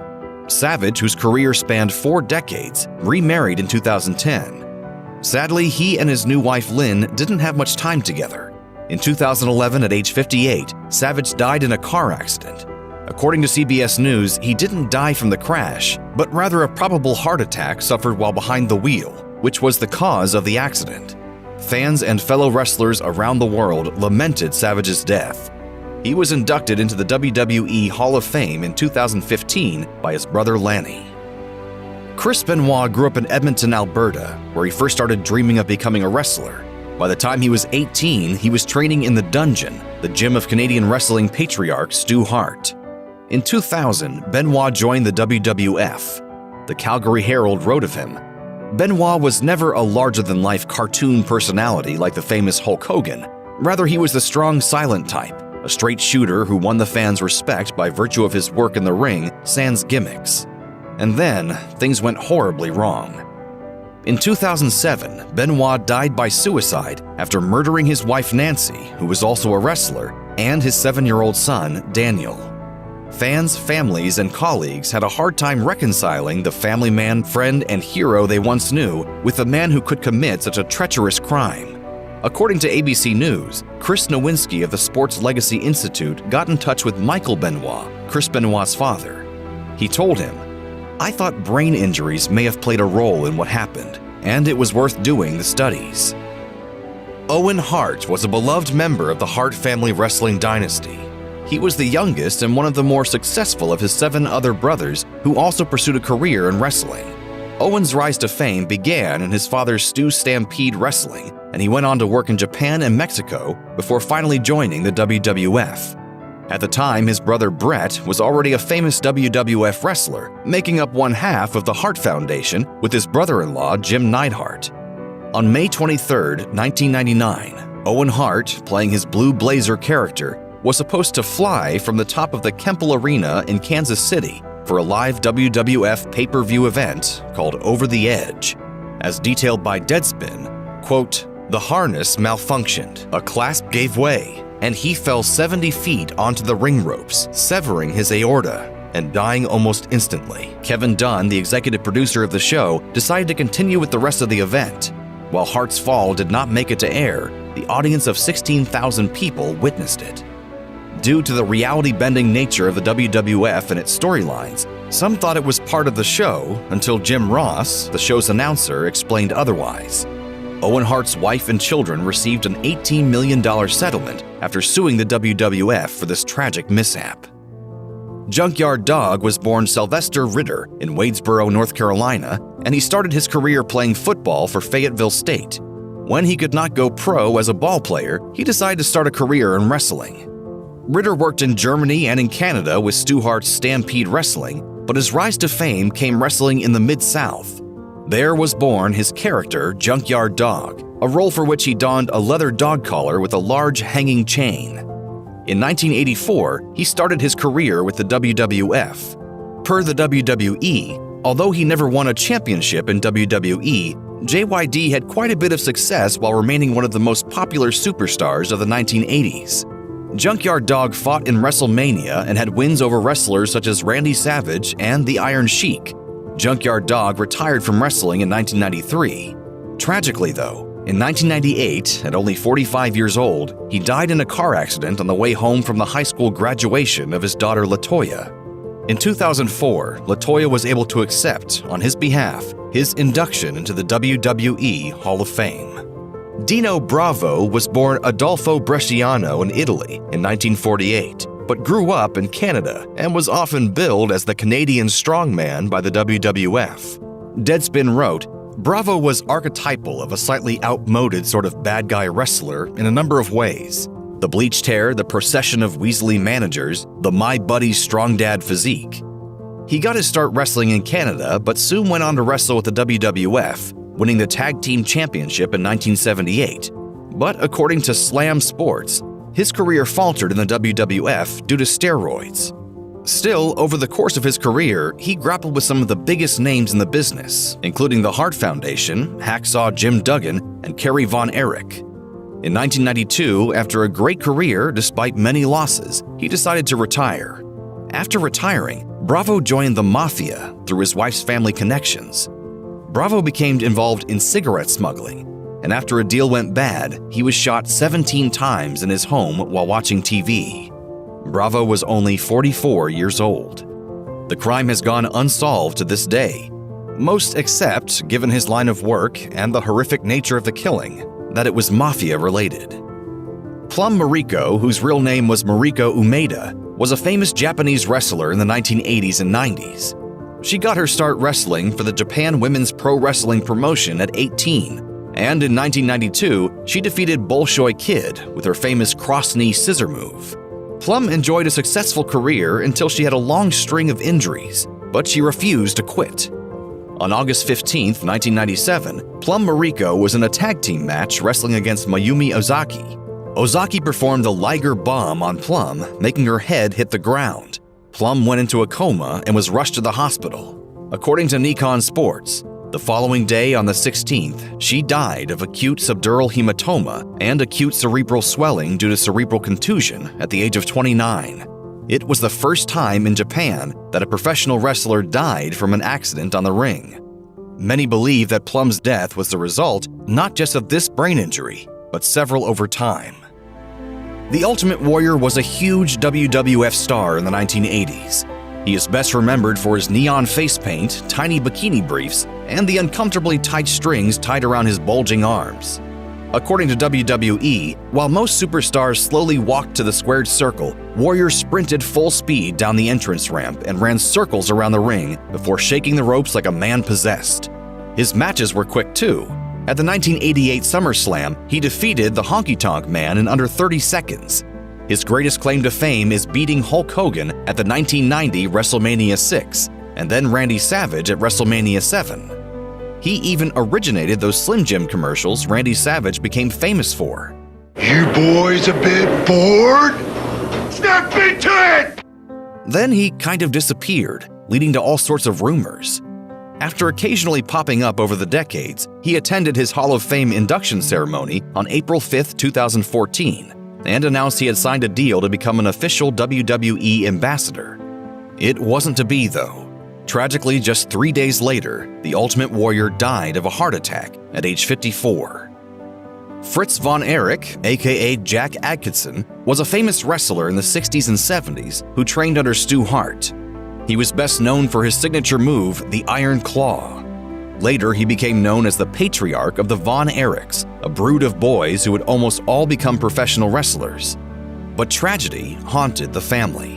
In 1959, oldest son Jack Jr. drowned at the age of 6. In 1984, David, who was known in the wrestling ring as the Yellow Rose of Texas, died in a hotel room while touring Japan. He was just 25. The official cause of death was ruptured intestines, but close friends and family members have speculated that he may have died from an accidental overdose of painkillers or possibly a heart attack. Then, tragically, 3 more of the brothers, each in turn, took his own life. Mike was 23, Chris was 21, and Carrie was 33. Of the 6 siblings, only Kevin Von Erich, known as the Golden Warrior, survives at the time of this video. In the 1940s, Luther Lindsay played college football and wrestled, but due to segregation, he could only play against other Black Americans. When he decided to play professional football, he found work with the CFL. While in Canada, he met Stu Hart and trained with him, after which he moved back to the US to begin grappling for the National Wrestling Alliance. According to the WWE, not only did Lindsay train under Stu Hart, he also holds the rare distinction of having defeated Stu in the dungeon itself, which earned Lindsay such a degree of respect that Hart carried a picture of him in his wallet for 50 years. In the late 50s, Lindsay became the first man to wrestle in an interracial match. He took on Ron Wright, known back then as the #1 Hillbilly, in Kingsport, Tennessee. According to an interview with White for Kayfabe Memories, they had the National Guard up there, thinking they were going to have riots. Lindsay went on to be the first Black wrestler to compete for the NWA World Heavyweight title. His competitor, Lou Thesz, said of Lindsay that due to segregation, it was an amazing accomplishment for Luther to even learn his craft. His place in history is not because he was Black, it is in spite of the fact he was Black. Lindsay went on to win multiple championships, but in 1972, at age 47, he had a heart attack in the ring while pinning his final opponent. Lindsay has been inducted into both the National Wrestling Hall of Fame and the WWE Hall of Fame. Don Eagle was a famous First Nation wrestler from the Kahnawake Mohawk Territory near Montreal, Canada. Inspired by his father, wrestler Joseph War Eagle, Don began grappling at age 20. Like his father, he also wore a full headdress. According to Last Word on Sports, Eagle, quote, became the first recognized Native American World Heavyweight Champion when he won the AWA World Heavyweight Championship in the American Wrestling Association. Chief Don Eagle was one of the first generations of wrestlers to be a part of the television era. In 1950, he had his most infamous match against Gorgeous George in Chicago, and it was televised.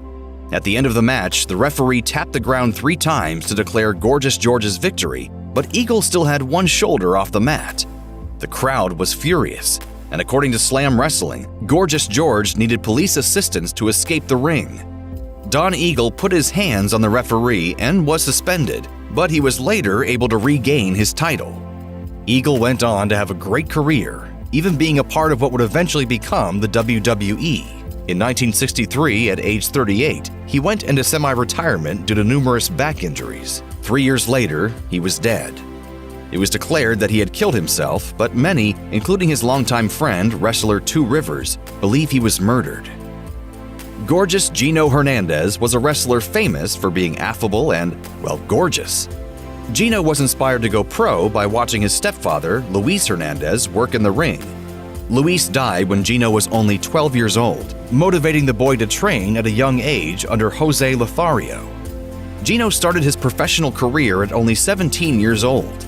According to Pro Wrestling Stories, Gino wore his stepfather's boots during his first few matches and credited Luis for how easily wrestling came to him, saying, "My dad did it for me. I was wearing his boots. He did everything for me." Gino formed a tag team with his mentor Jose Lothario, only to dump him for Gary Hart. Gino became more of a heel, which is a wrestling term for villain in the ring, and he and Lothario began to feud. Gino went on to win the NWA Junior Weight Championship and team up with Jake the Snake Roberts. Gino began to get a reputation for doing drugs and hanging out with shady people. In 1986, he was found dead in his condo in Dallas, Texas. He'd been dead for 4 or 5 days, making it hard to determine the cause of death. A loaded gun was found, but drugs were not. At first, it was declared a homicide, but after an autopsy found an enormous amount of cocaine in Gino's system, they called it an overdose. Many remain skeptical and think he was murdered. Gorgeous Gino was only 28 years old. Brian Pillman was famous for being a talented wrestler who really knew how to work the audience. Pillman had a difficult childhood. His father died of a heart condition when Brian was only 3 months old, and throat polyps required him to spend a lot of time in hospitals. Pillman went on to be a star football player in high school and then a free agent for the Cincinnati Bengals. But it was when he played for the Calgary Stampeders that he found his true love, wrestling. He trained with Stu Hart in the dungeon and became, for all intents and purposes, part of the Hart family. Later, he was allowed to join the Hart Foundation. Pillman was one of the first wrestlers in the U.S. to adopt the lucha style of flying in the ring, earning him the name Flyin' Brian. Brian succeeded in all of the promotions he was a part of, ECW, WCW, and eventually the WWF, winning multiple championships. But his personality on the microphone made people believe he was a loose cannon. At Super Brawl 6, after losing to Kevin Sullivan, he took the mic and revealed that Sullivan was actually the person who booked the shows, after which Pillman was fired. According to Pro Wrestling Post, Pillman knew what he was doing. He was headed to the WWF and Vince McMahon. Tragically, in 1997, at age 35, Brian was found dead in his hotel room. His bright career cut short. He died from an undetected heart condition, much like his father. Bruiser Brody was born Frank Goodish. Like so many wrestlers before him, he started as a football player. While playing for West Texas State, he was discovered by Fritz von Erich and began his wrestling career. According to the WWE, his 6'8", 300-pound frame made him a star from the very beginning. But the big man's career began to build steam in 1976 when he arrived in WWE and was rechristened Bruiser Brody. Brody grappled all over the globe, fighting everywhere from Indianapolis to Japan to Puerto Rico. And it was in Puerto Rico that his career ended when he was brutally murdered. In 1988, right before a match, Bruiser Brody was stabbed to death in a locker room shower by Jose Gonzalez. Though their views were obscured during the stabbing, wrestlers Tony Atlas and Dutch Mantell said they witnessed the events immediately before and after the murder. According to Oxygen, Gonzalez was ultimately charged in connection to Brody's death, but he claimed he acted in self-defense. Atlas and Mantell were summoned to testify, but didn't receive word until after Gonzalez had already been acquitted. Gonzalez was able to continue his career and to this day gets paid to visit kids' birthday parties. Rest in peace, Bruiser. Mitsuharu Misawa was like the Hulk Hogan of Japan, famous and beloved by his fans. Misawa started wrestling early, winning the high school wrestling championship before graduating. After grappling professionally for a few years, Misawa became the second Tiger Mask after the previous Tiger Mask retired. He rose to fame and faced high-profile opponents such as Ric Flair and Mr. Perfect. In the 90s, he dropped the mask. According to Pro Wrestling Stories, like most wrestlers in Japan at the time, he had no gimmick. Instead of behind-the-scenes drama, his storytelling was in the ring, displaying a high level of physicality and technical moves. Misawa went on to win multiple championships throughout the 90s, and he created his own promotion called Pro Wrestling Noah. According to Pro Wrestling Stories, despite his ongoing injuries which caused constant pain when doing simple things like brushing his teeth and turning his neck, Misawa continued wrestling in 2009 to keep the company afloat. Misawa fought his final match that year. After his fellow wrestler Akatoshi Saito completed a move on Misawa, he did not get up. It was determined that Misawa's cause of death was a spinal cord injury. Eddie Guerrero grew up in El Paso, Texas, watching his father Gory Guerrero, a once famous lucha libre wrestler, grapple professionally. Eddie and his three brothers, Chavo, Hector, and Mondo, followed their father's footsteps into the squared circle. Eddie rose through the ranks, working matches in Mexico, Japan, the ECW, and then the WCW. According to the WWE, once he joined the WWF, quote, Eddie wasn't just Eddie anymore. He was Latino Heat. Guerrero won 5 different WWF/WWE titles. In 2001, Guerrero went to rehab for an addiction to pain medication, which reportedly stemmed from a car accident. Then he was arrested for drunk driving. Eddie was let go from the WWF, but was able to return in 2002. In 2004, he had an incredible match, winning the WWE Championship. But in 2005, while staying in a hotel in Minneapolis, he was found dead just hours before an upcoming appearance. Tragically, he died of heart failure at age 38. If you or anyone you know is struggling with addiction issues, help is available. Visit the Substance Abuse and Mental Health Services Administration website or contact SAMHSA's National Helpline at 1-800-662-HELP. That's 1-800-662-4357. It's always a tragedy when an actor loses their life, but it's even sadder when they go long before their time. From horrific accidents to long-standing illnesses to the perils of addiction, these are the action movie stars who suffered the most tragic deaths. Actor and martial arts legend Bruce Lee was just 32 years old when he died, but Lee accomplished more in his short life than most people do with 3 times as many years on Earth. Unlike so many movie stars who died early, Lee's passing came not as the result of reckless behavior, substances, or a freak accident, but from an unavoidable medical condition. Lee died on July 20, 1973, just a month before the release of Enter the Dragon. It was Lee's final film, and a movie considered by many to be the greatest martial arts film ever made. His sudden death was the result of a brain edema, or severe swelling of the brain, which was itself caused by a variety of factors. Lee was likely suffering from heat stroke and exhaustion at the time, the effects of which were magnified by a painkiller he took to relieve the symptoms of a severe headache. A subsequent investigation by the forensic expert Donald Tier suggested that Lee had suffered an allergic reaction to the medicine. Though countless conspiracy theories have circulated around the events of Lee's passing, there's been no hard evidence to support any of them. In the end, Bruce Lee's death was a simple and unforeseeable accident.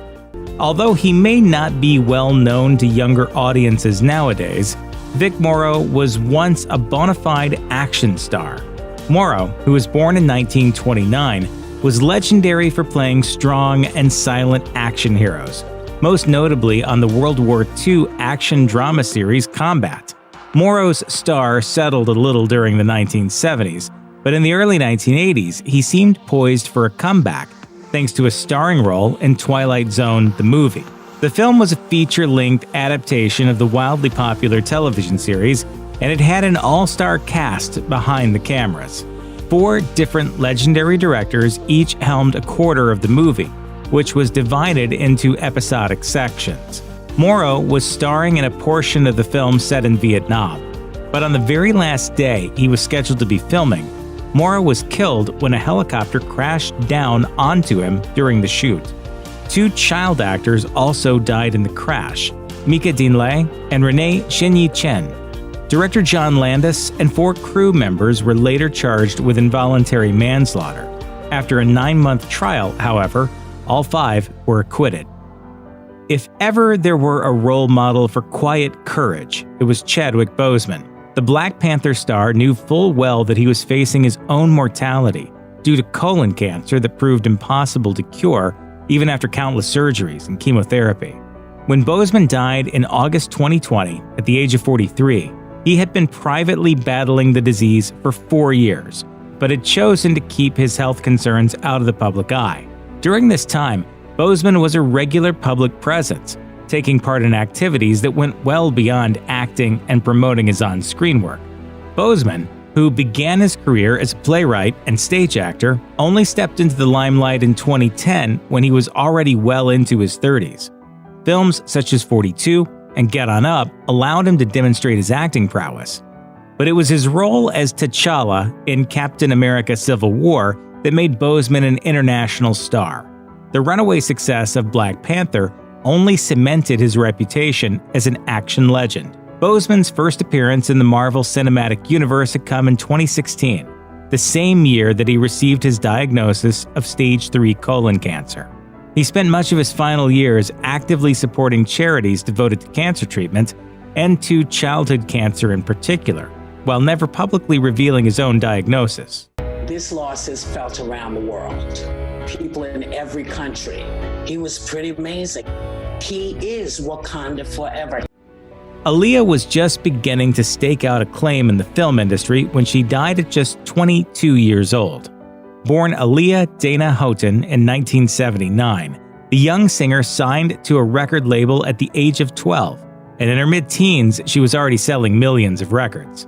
Aaliyah went on to land the first of her 2 starring roles in a motion picture in the 2000 action film Romeo Must Die, in which she starred opposite international martial arts star Jet Li. The film opened in theaters across the US and remained there for 40 weeks. Although it was hardly critically acclaimed, the movie was a commercial success and marked the singer's pivot to acting. She next starred in the vampire thriller Queen of the Damned, which, sadly, would be a posthumous release for its star. On August 25, 2001, Aaliyah and several other passengers boarded a private jet in the Bahamas, where the singer was working on a shoot for a music video. The twin-engine Cessna 402B crashed shortly after takeoff, killing all aboard. The plane was later found to have been overloaded. The pilot was also not only unqualified to fly the aircraft, but was found to have drugs and alcohol in his system at the time of his death. After starring in a number of hit movies in the early 2000s, Heath Ledger became a full-blown icon after receiving overwhelming critical acclaim for his performances in Brokeback Mountain and The Dark Knight. He even earned an Academy Award for Best Supporting Actor for his turn as the Joker, but it was, unfortunately, a posthumous honor. Despite his on-screen success and international stardom, Ledger was apparently living a life of private torment. In his final days, he was plagued by insomnia and suffered from walking pneumonia. Ledger was also suffering emotional upheaval following the breakup of his relationship with Michelle Williams, with whom he had a young daughter named Matilda. In the hours before his death, Ledger had taken a cocktail of drugs. His autopsy found that he died as the result of acute intoxication by the combined effects of oxycodone, hydrocodone, diazepam, temazepam, alprazolam, and doxylamine. He was just 28 years old. Wilt Chamberlain was, first and foremost, a basketball star. He was an absolute powerhouse in the NBA, a Hall of Fame player many place among the best ever to grace the court. Chamberlain remains the only professional basketball player to rack up a staggering 100 points in a single game. After his basketball career, Chamberlain followed many pursuits, from real estate to restaurants, and he also had a brief acting career. Chamberlain took the role of the villain Bombada opposite Arnold Schwarzenegger in the 1984 action epic Conan the Destroyer. While the movie received mixed reviews at the time, it fared fine at the box office and is now considered a cult classic. Chamberlain planned other film projects, including a biopic of his own life, but wasn't to appear in another major film. Though known for remaining fit throughout his life, Chamberlain died suddenly in 1999. The apparent cause of death was a heart attack that came following several weeks of ill health, including an irregular heartbeat and massive weight loss. The 7'1" former NBA star reportedly lost some 50 pounds in the weeks leading up to his death. He passed away at his home in Los Angeles at age 63. River Phoenix was just 23 when he died of a drug overdose. Phoenix collapsed on the street in front of the storied Viper Room in West Hollywood, California on Halloween 1993. In his brief career, Phoenix had earned an Academy Award nomination for Best Supporting Actor for his role in the 1988 movie Running on Empty, and he'd even played a young Indiana Jones in The Last Crusade. All in all, he was generally considered to be one of the most promising young actors of his time. Just wish that I could go someplace where nobody knows me. Much of Phoenix's life was complex and troubled, however. He reportedly busked on street corners with his sister to help his family make money and never attended a formal school. His parents also joined the Children of God cult and moved the family to Venezuela for several years, with Phoenix later revealing that the sect was a predatory organization. Although he had a reputation as a clean-living guy, the stress and pressures of his career and Hollywood culture took hold by the time Phoenix was in his early 20s, and he started using cocaine and heroin. The coroner's report into his death found that he had taken morphine, cocaine, Valium, marijuana, and cold medication prior to his death. Like father, like son, Bruce Lee's son, Brandon Lee, also died tragically young. In fact, Brandon was just 28 years old when he passed away, 4 years younger than his world-famous father.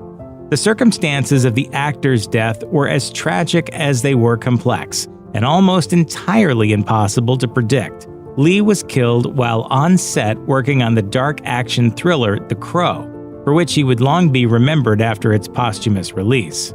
And just as with his father Bruce, the movie that garnered Brandon the most acclaim and attention would be the one he would not live to see released. One scene in The Crow called for a close-up of several bullets, so the techs working on the film had removed all of the powder from the shells, then returned the actual bullets to their casings. The same gun was used in a later scene, now loaded with blank cartridges, essentially meaning they contained powder only and no projectile. However, a police investigation found that a tip of one of the cartridge's bullets had broken off from the cartridge and was lodged in the gun. This gun was then fired into Lee's chest. The actor was rushed to a nearby hospital, but despite 6 hours of surgery, he was later pronounced dead. Lee was buried beside his father in Lakeview Cemetery, Seattle. In an era before Netflix, Hulu, Prime, or even cable TV, millions of people would tune into the same television programs at the same time.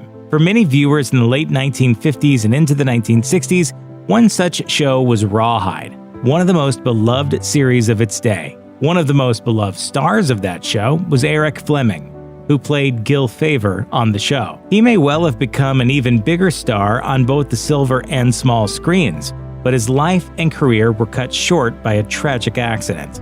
In September 1966, Fleming was killed while filming a motion picture in Peru. The actor was swept away by a river while on a shoot and drowned in the water. His body was recovered 3 days later. Irfan Khan was a movie star in America, performing in movies such as Slumdog Millionaire, The Amazing Spider-Man, Jurassic World, and Life of Pi, but he was a full-blown megastar in his native India. Khan was a Bollywood icon who starred in dozens of films dating back to the 1980s. He should have had years of life left, too, but at just 53, he died after battling a rare neuroendocrine tumor, an abnormal growth that begins in the body's specialized neuroendocrine cells. Khan publicly revealed that he had been diagnosed with the affliction in late 2018, and he died as a result of complications a little more than 2 years later in April 2020. Adding to the tragedy of Khan's death was the fact that his mother had passed away just a week before he entered the hospital where he died. Khan was in good enough health to attend the funerary rites of his mother, but was unable to do so due to COVID-19 restrictions. In many ways, Rock Hudson seemed to lead a charmed life. A bona fide Hollywood icon who starred in multiple major celebrated films, he was wealthy, well-liked, and famous. He was lauded for his roles in Hollywood, such as All That Heaven Allows and Written on the Wind. But Hudson's life was unspeakably tragic, given that he lived as a closeted gay man off-screen while portraying straight hunks on film. Hudson's death was a tragedy too. At age 59, he died due to complications of AIDS. The year was 1985, and at the time, the disease was misunderstood and labeled as a so-called gay plague. Hudson's status as a film star and Hollywood stalwart helped focus the world's attention on AIDS when it became clear that he was suffering from it, leading to a shift in public perception towards the disease. Sadly, Hudson died within a few months of revealing his condition, and never got the chance to live more than a short period of his life as an openly gay man. Born in 1952, actor Christopher Reeve had found fame by his mid-20s, thanks to his part as one of the most famous movie characters of the modern era, Superman. Reeve portrayed the Man of Steel in multiple films and gained worldwide recognition for his performance. While he also starred in a number of other films, he is still best known for that role today. Off-screen, however, Reeve suffered a harrowing riding accident that left him a quadriplegic in 1995. Following the injury, he became particularly well known for his tireless work to help others who were similarly afflicted. The bitter irony of the actor who played Superman suffering an accident that left him paralyzed below his neck is no doubt rife, but Christopher Reeve was heroic in his tragedy.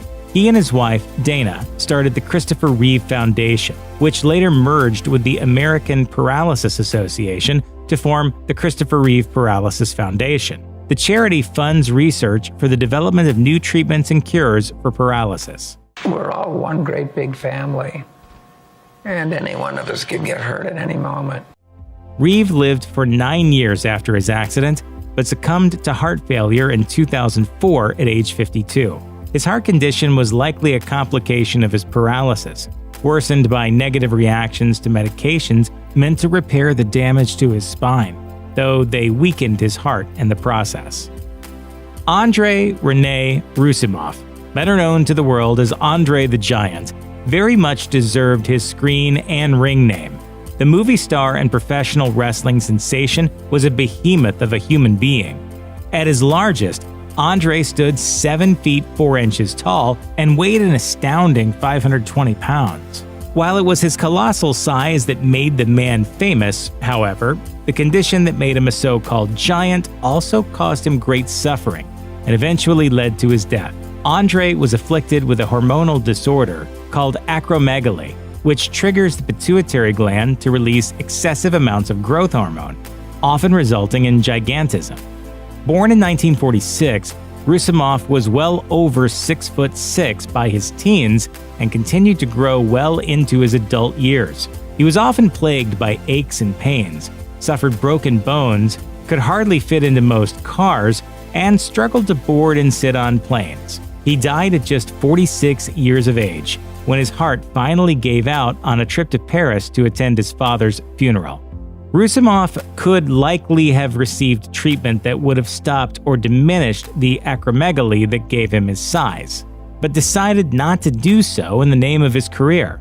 He died far too young, but will forever be remembered for his wrestling persona and his superb work in classic Hollywood movies. James Dean had starred in just a few movies when he died in a tragic auto wreck in 1955, but there was no doubt the 24-year-old was poised for greatness, and his legend has only grown over the years, too. Some mystery still surrounds the circumstances of the accident in which Dean died, but what is known is that Dean was driving a 1955 Porsche 550 on a California state highway when another vehicle turned in front of him with short notice. Unable to stop or steer away in time, Dean struck the other vehicle at speed. Dean's passenger was badly injured but survived, while Dean himself was killed almost instantly. While Dean was an absolute movie star of his day, he wasn't an action star. Curiously enough, however, that is no longer true. In a highly controversial move, the actor was digitally inserted into the Vietnam War movie Finding Jack. The film was originally slated to feature a CGI Elvis Presley, but the estate of the late King of Rock declined the role. Thus, decades after his death, James Dean stars in his fourth major motion picture, fighting in a war that began around a decade after the actor actually died. If you or someone you know is struggling with addiction, please call the Substance Abuse and Mental Health Administration's 24/7 national helpline at 1-800-662-HELP. That's 1-800-662-4357. You may have noticed that the 2010s have been particularly rough for celebrities, and there's a decent chance at least one famous face you love has met their untimely and heartbreaking end. Here are a few of the most tragic celebrity deaths of the past decade. In 2011, singer Amy Winehouse joined the long list of stars who tragically and curiously died at the age of 27. The Grammy-winning singer had a long and public history with drug addiction and indulged in periodical binge drinking. Winehouse was aware that she had problems, but she had been struggling with her host of addictions and bulimia largely by herself, and she was said to be unwilling to take any advice from doctors. She even refused psychiatric help for fear that it would influence her creativity. Unfortunately, Winehouse proved unable to tackle her demons alone, and she was found deceased in her London home on July 23, 2011. An inquest eventually ruled her death a misadventure in the form of alcohol poisoning. Winehouse had drunk so much that her blood alcohol content was more than 5 times the legal drink-drive limit, a statement backed by the 2 empty vodka bottles lying beside her bed. Even more tragic, her death was probably not voluntary. Before she passed, Winehouse had specifically told her doctor that she didn't want to die.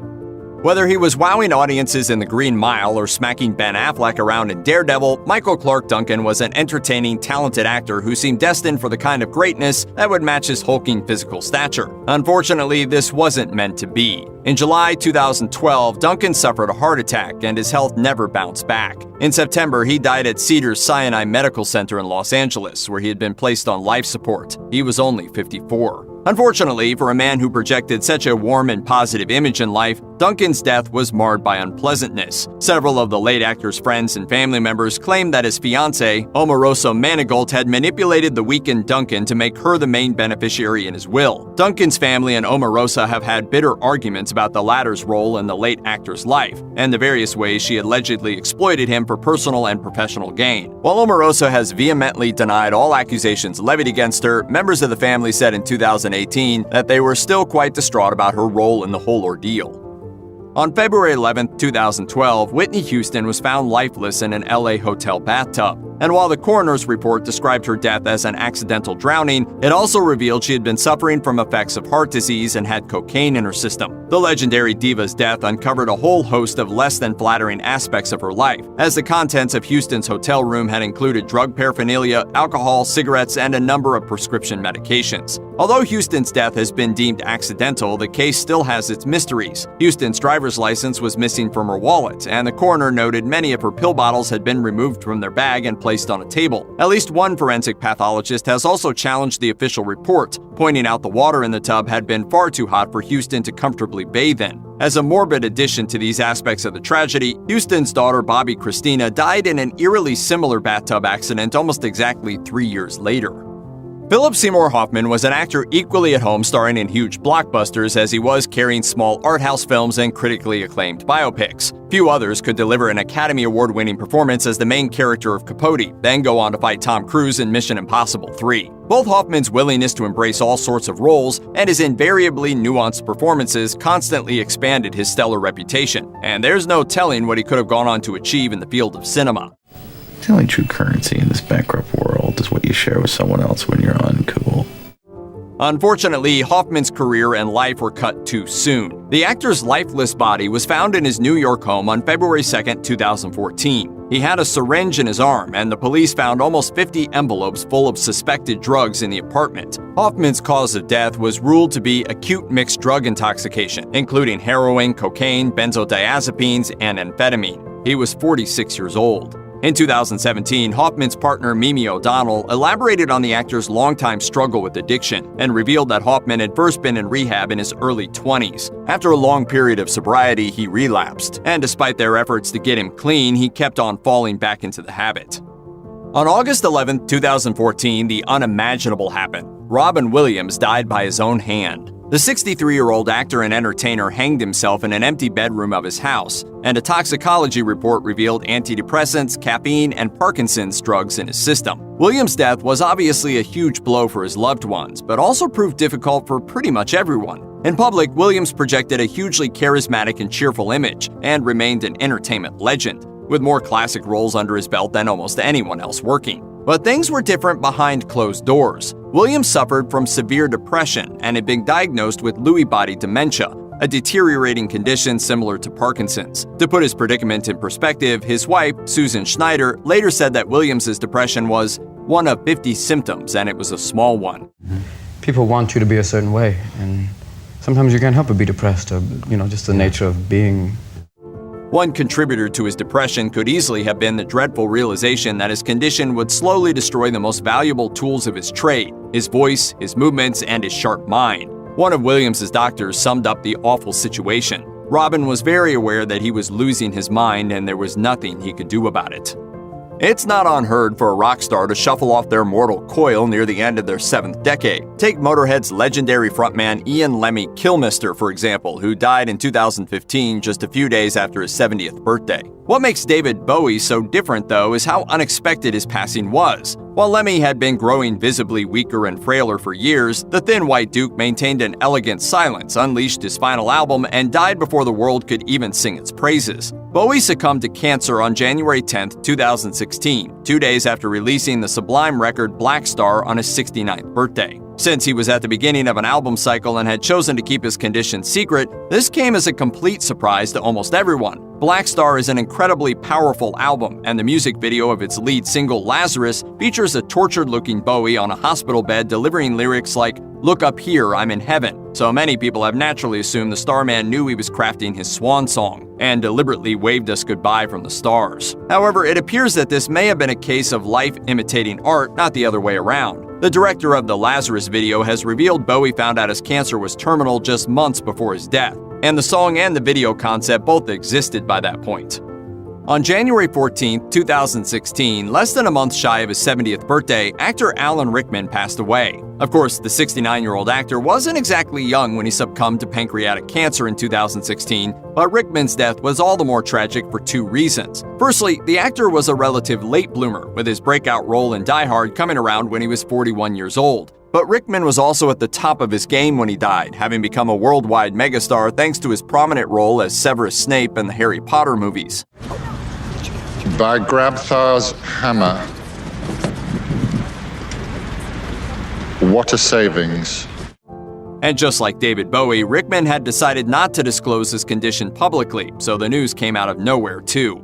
Of course, the real Rickman was a far cry from the smug, grouchy characters he so deftly portrayed. Colleagues like Daniel Radcliffe, Emma Thompson, and Sir Ian McKellen have showered him with praise. Many of those close to him have also revealed that the actor's passing was sudden for he himself too, and that just weeks before his death, Rickman had been completely unaware that his health situation was so severe. On April 21, 2016, 7-time Grammy winner Prince Rogers Nelson died of an accidental overdose of fentanyl in his Paisley Park home. The 57-year-old suffered from chronic hip pain for years and developed a nasty opioid addiction from the medication he took to deal with the situation. Of course, as with everything Prince, the story has more layers, and not all of them are frills and purple velvet. Prince's hip pains may have been a result of his energetic, high-heeled stage routines, but rumors that he turned down hip replacement surgery because he was a devout Jehovah's Witness and therefore barred from receiving blood transfusions were false. Despite all the strangeness surrounding the artist's demise, few can dispute his legacy. His death brought an outpouring of love and sorrow from fans around the world, and even President Barack Obama released a statement honoring Prince's life and work. However, Prince also died without a will, which left his estate in a state of confusion and turmoil. Though some of the problems have been resolved, his 6 sibling heirs remain at odds with each other even as of the making of this video. With the exception of the Fast and the Furious Tokyo Drift, Paul Walker had starred in every single Fast and the Furious movie until his untimely demise, which came in a manner that eerily reflected his own career. The 40-year-old actor died in a car crash on November 30th, 2013, although he wasn't driving the vehicle himself. He was a passenger in a Porsche Carrera GT driven by his friend Roger Rodas, who lost control of the car, which spun and crashed at over 100 miles an hour, bursting into flames and nearly splitting in half. Walker and Rodas were attending a car-themed charity event and had decided to take the Porsche out for a spin. The event's attendees soon heard a loud bang and spotted smoke from the accident rising in the distance. Walker's cause of death was down to the combined effects of traumatic and thermal injuries. The incident sent massive shockwaves through Hollywood and was especially devastating for the famously close-knit Fast and the Furious cast. Walker's most notable co-star Vin Diesel was particularly distraught about his friend's passing. Diesel has admitted that he struggled with Walker's death for years and that making The Fate of the Furious, the first movie in the franchise that was shot entirely after Walker's demise, led him to a very, very dark place. Anton Yelchin's fate is among the saddest of the decade, despite, or perhaps because of, a complete lack of any long-suffered personal tragedies, drug mishaps, or deadly diseases. The Star Trek actor was only 27 when he died in a bizarre and horrifying manner. On June 19, 2016, Yelchin got out of his Jeep and walked to a nearby mailbox when the car unexpectedly rolled down the driveway in reverse and fatally pinned him against the brick mailbox. That's where he remained until hours later, when his friends became worried when he didn't show up at a rehearsal and came looking for him. The reason behind the tragic accident seems to have been bad engineering. The gear shifting on this particular Grand Cherokee model was designed in a counterintuitive way that might have caused it to roll away despite supposedly being placed in park. The issue had allegedly caused over 40 injuries, and just months before Yelchin's tragic demise, the company had voluntarily recalled 1.1 million vehicles due to this exact problem. On December 25, 2016, George Michael stepped into the great beyond. The 53-year-old musician was in a fairly good place, both personally and career-wise, when he died in his sleep of heart and liver disease. But he had seen his share of scandals. In 1998, a lewd conduct arrest at a public men's toilet made headlines, and later in his career, he landed in hot water with the law for illegal drugs. It wasn't until after his death that another side of the legendary Wham singer became known to the public. After Michael's death, numerous individuals and charities came forward, telling stories about the countless anonymous acts of goodwill that the artist had performed over the years. Too late, the world discovered that all these years, Michael had given away much of his time and possessions to help those in need, giving waitresses massive tips so they could pay off their nursing school debt, volunteering at homeless shelters, and donating literally millions to various charities. As the founder of the Childline organization put it, no one outside the charity knew how much he gave to the nation's most vulnerable children. In 2016, to the devastation of Star Wars fans everywhere, Carrie Fisher died at the age of 60. On December 23rd, the actress started feeling unwell on a plane, the cause of which was later revealed to be a massive heart attack. Fisher died in the hospital on December 27th from sleep apnea and a combination of other factors. Fisher also had cocaine and trace amounts of other drugs in her system at the time of her death, though it's not clear whether this contributed to her heart attack. Her family had pointed out this wasn't exactly news, however. Fisher was always quite open about the fact that she had struggled with mental illness and addiction from a very young age. She started smoking marijuana at 13, and her cocaine use extended way back to the days of shooting The Empire Strikes Back. At 24, she received a bipolar disorder diagnosis and was even treated with electroshock therapy for the condition. But through all this, Fisher persevered and flourished, and she was always far more than her most famous role, too. Apart from her acting career, Fisher was also a prolific author and screenwriter who specialized in script doctoring and had a hand in revising and perfecting a huge number of movie scripts, from Outbreak to Sister Act. Oh, and she was also a bona fide icon and a hero to millions. No big deal. I love you very much, and I'm sorry. April 20th, 2018 saw the passing of the musician Avicii. In just a few years, Tim Berling had become one of the most famous figures in the music industry and had even amassed a fortune of an estimated $50 million. However, the riches and adoration of the masses did little to make the artist happy, and he often admitted that he was never really motivated by financial gain. Eventually, Avicii's fame sent him in a downward spiral of depression and anxiety, and he quickly descended into alcoholism. Naturally, this brought its own set of troubles. His heavy drinking contributed to acute pancreatitis, and he had to undergo surgery, during which his appendix and gallbladder were removed. By 2016, his assorted issues caused him to quit touring, and his family says he subsequently found it hard to find any kind of balance in life. Tragically, Avicii ultimately decided to end his own life during a vacation to Oman. He was only 28 years old. It's likely that Dolores O'Riordan, the lead singer of the Cranberries, didn't intend to die as she did. At the time of her death, her band was just planning to release the 25th anniversary version of their first album. Everybody else is doing it, so why can't we? O'Riordan was even staying at London's Park Lane Hilton Hotel to record some extra music before embarking on a tour. On January 25, 2018, the 46-year-old O'Riordan was found drowned in the hotel bathtub, with an empty bottle of champagne and several mini bottles scattered about. An inquest also discovered prescription medicine, but she turned out to only have therapeutic amounts of those drugs in her blood. Her blood alcohol levels, on the other hand, were more than 4 times over the legal driving limit. It later transpired that O'Riordan was bipolar and prone to occasional bouts of binge drinking. However, she had recently spoken to a psychiatrist who found her high in spirits, and there was no evidence of self-harm. As such, her death was ruled a tragic accident. In Anthony Bourdain's many TV shows, the author and celebrity chef came across as a man who truly loved life. Snarky and curmudgeonly though he might have been, he always had a word of comfort to share, and an endless curiosity for whatever cultures his travels took him to. Behind the scenes, however, things weren't so happy, and on June 8, 2018, the 61-year-old Bourdain was found dead in his hotel room in Kaisersberg, France, in the middle of shooting the latest series of his Parts Unknown TV show. He had chosen to end his own life. Many different rumors and theories have sprung up around Bourdain's tragic passing, but while it has become clear the man was far from as happy-go-lucky as he had always seemed, it's possible nobody will ever know for sure why he chose to take his own life. Still, it's perhaps better to focus on the many positives of Bourdain's life and career, and some kitchen professionals have started doing precisely that by making suicide prevention part of Bourdain's considerable legacy, while several organizations have started initiatives to help service workers in his honor. If you or anyone you know is having suicidal thoughts, please call the National Suicide Prevention Lifeline at 1-800-273-TALK, 8255. Brittany Murphy won the hearts and minds of movie lovers with her performances in such late 90s and early aughts classics as Clueless, 8 Mile, and Girl Interrupted. But Murphy suddenly died in 2009, and her death is still a mystery.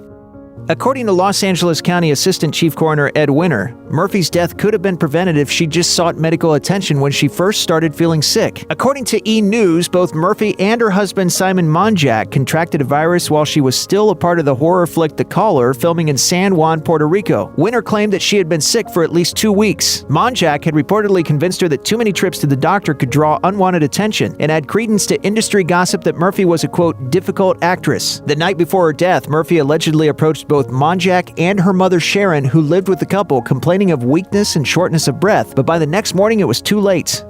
Murphy's mother Sharon eventually became convinced that both her daughter and Simon died not of pneumonia, as the coroner's report suggested, but of illness caused by toxic mold in their home, a sprawling 8,000 square foot mansion in the Hollywood Hills that Murphy purchased from Britney Spears in 2003 after Spears broke up with Justin Timberlake. According to The Hollywood Reporter, Sharon began to take seriously the possible role of mold in Murphy and Monjack's deaths in 2011 when she first began trying to sell the home. The Los Angeles County Coroner's Office repeatedly ruled out toxic mold as a factor in the deaths of Murphy and Monjack, but the fact remains that the home had enough mold in it to prompt a $600,000 settlement won by Sharon, and that the two people who spent the most time there also died right there in the house, within 5 months of each other. Rumors of drug use plagued Murphy for the bulk of her acting career, and toward the end of her life, a number of friends and casual observers thought she might be suffering from anorexia as well, according to The Hollywood Reporter. Murphy, who was 5 foot 2 inches, was always on the small side, and she was in fact self-conscious about her petite shape, according to those who knew her. Murphy, whose face and figure struck some as alarmingly gaunt in her later appearances, always denied that she had an eating disorder, insisting that she was happy and healthy and living her best life. She even credited ballet with giving her limbs their thin-toned look, according to HuffPost. Still, some others said it was clear that Murphy skimped on food in favor of coffee and prescription drugs. This may be as crazy as it sounds, but Murphy's father, Angelo Bertolotti, was convinced that his daughter and Monjack might have been targeted by the Department of Homeland Security. Murphy was estranged from her father, who died at 92 in 2018, for much of her adult life. After she died, though, Bertolotti was suddenly all over the news, speculating that his daughter and son-in-law might have been poisoned by government agents. The fact is that she was poisoned and she was murdered, as far as I'm concerned. Bertolotti went so far as to have a toxicology test done on Murphy's hair. The results were mixed, but one showed the presence of at least 10 different heavy metals, suggesting that perhaps Murphy had ingested rat poison. However, the metals might also have a much more benign explanation. Murphy often dyed her hair, according to E! News. Brittany's mother strongly disputed basically all of this. Another explanation for Murphy's death could be that the many medications she took were tainted with extraneous chemicals, according to page 6. We didn't find any illicit or illegal drugs. We did recover some of her medication. The theory gains credence only because Monjack was a notorious doctor shopper. According to Yahoo, he used aliases to obtain more and more prescriptions to treat what many considered to be his imaginary illnesses. So Murphy might have, in effect, been killed by her husband's bad habits. Another possibility, though, put forth by forensic pathologist Dr. Michael Bodden, is that the samples of Murphy's hair used in the tests were themselves contaminated by something as harmless as time and packaging. He told page 6, "If the hair was taken at the time of the autopsy and then kept at the coroner's office for 4 years, finding the heavy metals can all be an artifact from the container in which it was kept. The results are interesting but do not demonstrate criminality or cause of death." Horror movies have a reputation for being unlucky, and some are even said to be cursed. That's all cute to say, but when those curses lead to actual fatalities, it's not very cutesy anymore. It's never great when an actor passes away, but on the heels of a horror film, the whole thing feels extra creepy. Dominique Dunne. Poltergeist is a classic tale of people who live in a house built on a cemetery, who are haunted by toy clowns, partially eaten by trees, and sucked into intradimensional closets. In other words, it's a clear metaphor for life in American suburbia. Anyway, the Poltergeist franchise has been linked to so many fatal illnesses, homicides, and other tragedies that most people have lost count. And the first was Dominique Dunne, who played the haunted family's teenage daughter. Dunne was strangled by her ex-boyfriend in 1982, the same year Poltergeist debuted in American theaters. Sadly, it was her first and only big-screen role. Heather O'Rourke. The star of the original Poltergeist franchise was Heather O'Rourke, the adorable little girl who got sucked into her closet and then ended up inexplicably inside a television set. O'Rourke starred in 3 Poltergeist movies before passing away suddenly at the age of 12, just before the last movie in the trilogy was released. According to the LA Times, O'Rourke had an undiagnosed intestinal stenosis, a severe bowel obstruction that led to infection and septic shock. Doctors said O'Rourke's condition had been present at birth, so in other words, way before the Poltergeist curse, and probably not supernatural in origin. Still, the timing was a little bizarre, which is probably what gave the whole curse thing its legs. Julian Beck. The scary evil preacher in Poltergeist 2 wasn't quite as iconic as the terrifying clown, but he still registered at least a 9 on the creepometer, and for many people is the most memorable element of the film. Are you lost, sweetheart?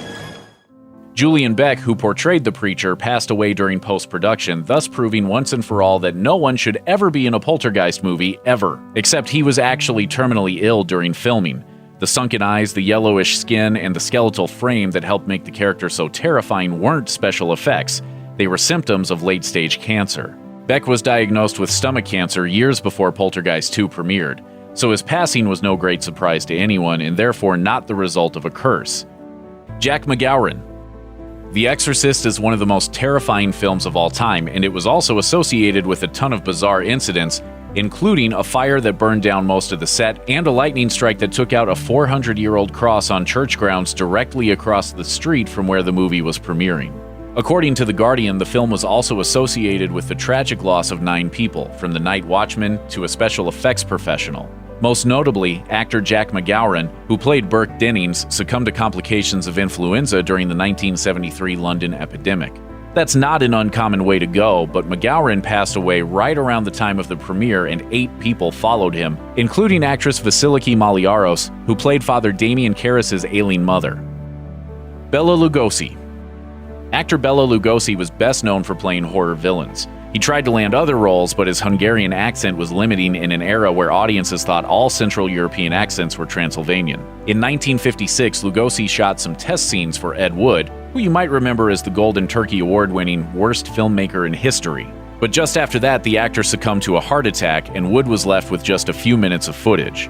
Wood inexplicably decided to turn the shots into a feature-length zombie flick called Plan 9 from Outer Space, and he also put aliens in it because, hey, everyone loves aliens. There was so little Lugosi footage available that Wood hired a double to fill in for his deceased star and made him walk around with a cape over his face. That's the story of how Bela Lugosi became the post-mortem star of the worst movie of all time.